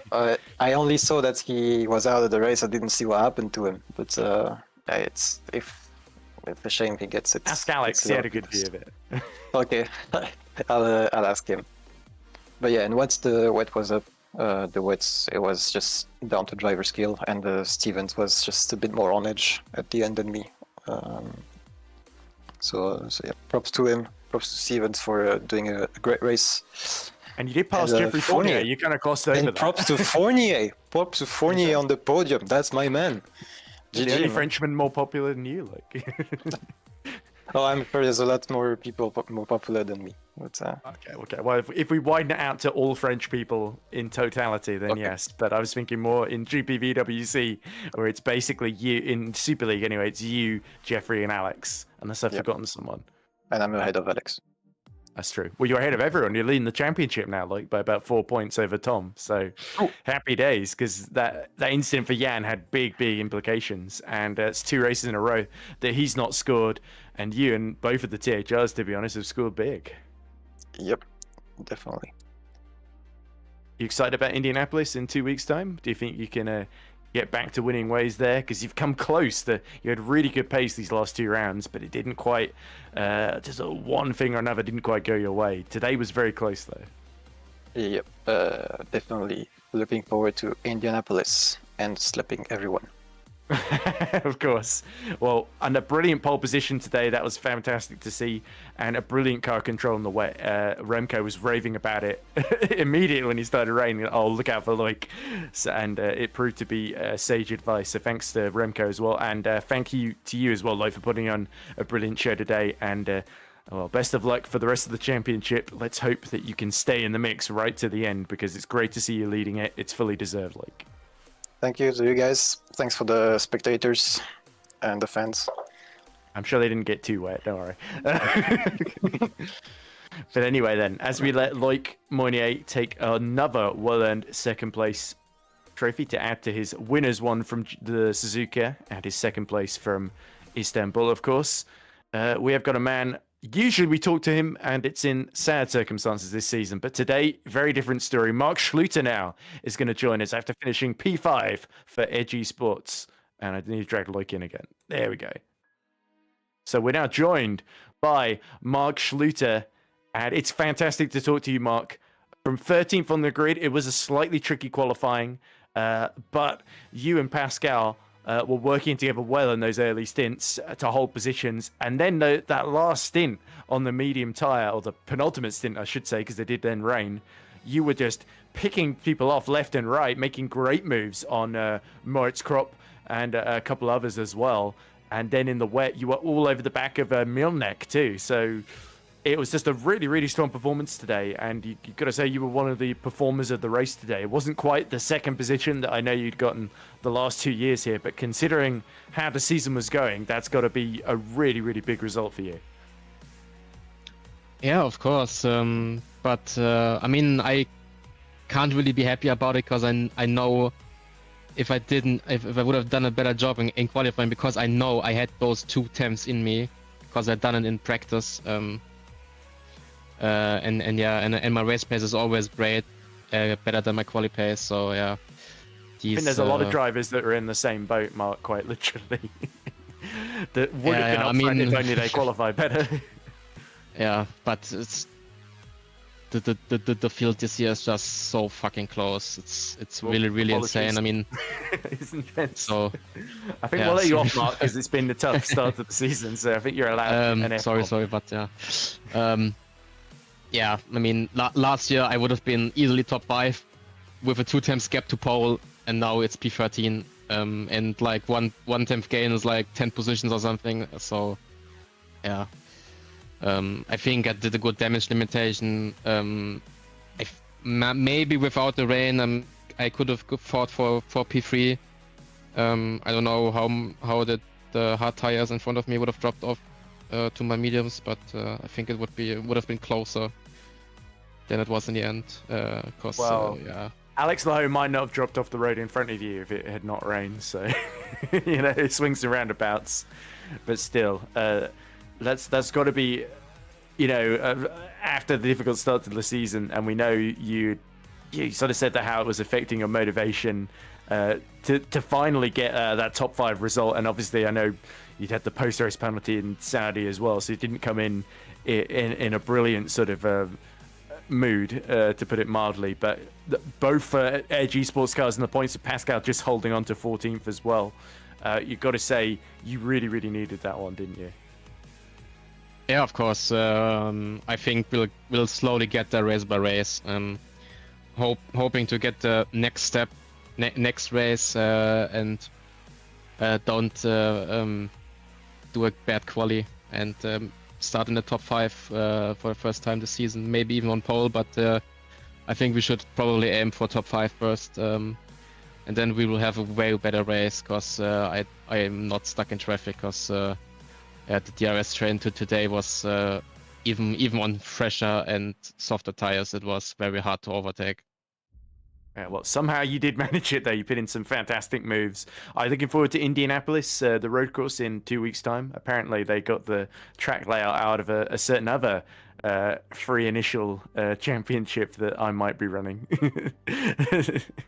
So they got the layout off of me. So, well, they asked if the organisers asked if they could use it, and I said yes. So I might know a thing or two about this road course that they're using. Yeah, I just hope it isn't the layout that was running on last Sunday in another league, but and don't worry about that. And it's a better layout with the huge straight. So yeah, hopefully then a bad qualifying isn't that punished because it's very much easier to overtake in the banking and exactly. such. Exactly. I'm sure it's going to be a lot of fun. Anyway, congrats on the P5, Mark. I know there's bigger and better to come, and it's always lovely to talk to you. So thanks for coming to talk to us. Yeah, thank you. So finally, we got one man waiting to speak to us, and that is Road to Formula's very own Alex Laho. So Alex, sorry to keep you waiting. An interesting race for you. I've got great qualifying in P3. You got to watch some of the action unfold in front of you, and then suddenly, and Alex is gone. So that's cut short the final interview quite abruptly there. Oh no, he's back. All right, let's drag him in again. Oh, sorry, Alex. Do you want to try that one again? I don't know what happened there. I assumed you didn't just run scared when I dragged you in. That was literally just a disconnection. I didn't click anything. I just was sent to the FS2 channel 2 for some reason. Somebody else might have been trying to help me and ended up hindering me. Well, helping is a big word. Yeah, there we go. So anyway, as I was saying, great qualifying, P3 on the grid, a big improvement from the previous round. And then you've sort of got the ideal view of the start. Your countryman Loic fighting away with Tom in the first stint, and then Jeffrey Fournier gets involved, and you end up in 4th for the vast majority of the rest of the race. A couple of close calls in the pits where Loic ends up pitting right behind you, and we saw on the broadcast, it's so funny, he's moving immediately all the way to the left at every pit stop with his wheel, just to make sure there's no chance of him hitting you. So that shows at least a level of respect there. couple of hairy moments. One for firstly for Jan Grankvist immediately ahead of you. You had a great view of it as both of you were lapping Vincent Gut. Jan was trying to keep you behind, and he got a little bit sideways into turn one, almost on the curb. It looked like that the rear just got away from him, and he went straight into the barriers. And what were your thoughts? What was your take on that? Well, we were coming around to overtake Vincent after the pit stops, and then I overtake Vincent first, then Jan overtakes Vincent, and then we're alongside, and Jan brakes on the curb, and off the car goes. No saving there, just completely destroyed, and I just went on with my race. Thankfully, there was no contact, so it's none of my fault. None of your business, yeah. I only ask because you got a good view, but I got suppose... a really good view. Well, on my screen, all I saw was that like a car going sideways, like the front of the car going sideways, and I didn't see Flash the car of again. blue. Flash of blue, yeah. Yeah, well, it's 2 races in a row that you ended up color. fighting with Jan and coming off the better of him. So that's got to mean something. But Yeah. anyway, rest of I'm the just the better sim racer. I'm just kidding. Well, let's see. I'm just kidding. I'm only joking. I mean, you're both former Super Lights champions, so you have got that in common. But I think one of you has got a Super League title, and the other has got one Super League podium to their name. So on that note, Yeah, no, Jan is better, but the rain starts falling later in the race. You follow everyone else into the pits, and then about a couple of laps from home, you have that big moment. Was it coming out of the Verve chicane, 6 and 7, and then into Campsa? Because you were just spun on the inside at Campsa, and you let through Milnek and Mark Schluter there, obviously. Yeah. But was it just one of those things where you were just pushing to try and go for that podium where Jeffrey Fournier was struggling and he just took a little bit too much curb, or took us through it? Because we only saw the aftermath of it. no, not really. I just didn't remove enough of the front wing, like not enough clicks of the front wing, so I was just like a sitting duck on some of the corners and like almost losing it. I was taking it safe actually, but on the exit of turn 6 it is, actually not on the inside of the corner, but on the exit, I just hit a grain of sand and just made me spin immediately, no hope of saving it, and I just landed on the grass, so there's no grip, so good luck coming back into the track. So there's pesky Spanish grains of sand, eh? They got to clean that grapple trap more regularly. And a lot of people went into it in this race even before the rain fell. So yeah, still, it was a bit hairy, the rejoin with Thomas as well. Vac just coming in right behind you. It looked like you were having to get a bit defensive as well. Was there any talk about what to do in that situation, or was it just let's stay where we are and just try and limit the damage here? Because you had Yaltine and the FTRs all over the back of you as well. Yeah, pretty much. It was pretty much like a hold position type of situation. I was trying to get sorry, the hang of it after the spin, because obviously the tires are gonna be hot and steaming, so less grip. Yeah, Walk Behind was doing a good job just keeping up, but we both actually struggled a bit. I don't know if Loic said it, but he also had forgot to remove a bit of front wing for the rain. He actually forgot. Ah, okay. Well, you forgot to tell me about it as well, conveniently. But I mean, he is leading the championship now, so. Yeah, he is leading the championship, and wait, I forgot what I wanted to say. Oh, brain farts. Was it about like? Yeah, yeah, okay. I can't really complain about this performance today, though. Although I lost like 2 positions and 4 points. I can't really complain because I barely drove for Barcelona. I drove like maybe 15 quali laps at most, and like the most of a stint I did was like 4 laps on the softs. I didn't try any of the tires. Just YOLO. Yeah, and other than that spin, it was actually a very, very strong race. That was looking like a good P4 up for grabs there. But as it stands, Alex, do you want to know where you are in the championship in the drivers? Oh, hell no. Okay. Well, I was going to say you've just broken into the top 10, and you are 1 point behind Jeffrey Fournier and your teammate Thomas Vac, who are both 1 point behind Carlos Martin. So it's very close there. And in the teams, Road to Formula, I believe, are 6th at the moment with 69 points. Nice. About 8 points behind Spark Racing Team in 5th, but also ahead of Valet in 7th. Valet didn't score any points today, so you've pulled well clear of them. You'll be pleased to hear. Wait, what happened to the Valley Boys? Fletcher spun at the start because he made contact with Frelick and then retired later on. Ouch. And Maggio didn't qualify particularly well, was sort of fighting Martin for 15th for quite a lot of the race. And then at the end, he lost a bit of ground during the switch to Inters, I think, and ended up P17. So, yeah, it wasn't great for Maggio, which is why I assume he doesn't want to have an interview this time. Fair enough, I can understand him. But so far, this season has been quite really bad in terms of racing. Like all you can do is just follow each other. There's not really racing going on. All you can do is just stay behind. You may have like maybe half a second pace advantage, but you can't really overtake if there's a DRS train ahead. It's so annoying. It's so frustrating. It's like you can't really do anything. You need more of a can't pace really climb your way. advantage, don't you? Yeah, make the you move. need way more. And of course, with this grid, you can't really expect to have that much of an advantage on some people. Not a Mark deficit Schluter for managed some. it. Yeah. I mean, you yeah, did spin, which should help, but yeah, even so. Fair enough. Fair enough. Are you excited gonna about grab Indianapolis? This final No. question.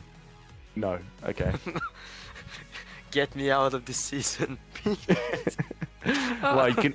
Well, don't worry. FSL starts soon. We can just do that instead. June 1st. We've got a hard start date on that. So. Oh yeah. I That's- mean, the delayed.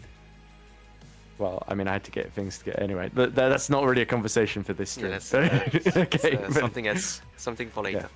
Anyway, but well done. Hard luck on the spin, but nonetheless, good performance today, Alex. Good to see you back in the top 6 after a couple of tricky races, and I'm sure you're going to keep racking up those points because you have a habit of doing that. And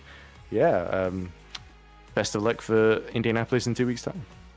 Yeah. Thank you. There's still 10 rounds, so hopefully you can do something. Maybe. Maybe, yeah, okay. 11 actually. 11 rounds. Wow. Yeah, true. Well, you can miss one. That would make it 10. Could make it 10 as well. Anyway, but thanks for coming to talk to us, and well done on returning to the top 6. Thank you, Ed. And see you guys. Thank you for streaming. See you, Alex. And yeah, thank you very much, Ed. Thank you to everyone who tuned in as well. This has been a really entertaining stream. To be honest, at the start of the race, it was really quite straightforward, but I'm so glad the rain came and spiced it all up. And even before that, the end of the race was looking a little bit spicy. So yeah, good end to the race, good stream all in all. Thank you to Remco de Zeeuw, who provided you with the sights and sounds and all of that you've been watching. Thank you to Ed Hunter as well for joining me in the commentary box. Make sure you keep your eye out for the other championships that are taking place before the next race. Obviously, we have FS2, FS1, Super Light, the Academy Series, in fact. And then, of course, in 2 weeks' time, we will be at the Indianapolis Motor Speedway in the month of May, fittingly enough. For a race on the Grand Prix circuit, the United States Grand Prix. Thank you very much, and we will see you then.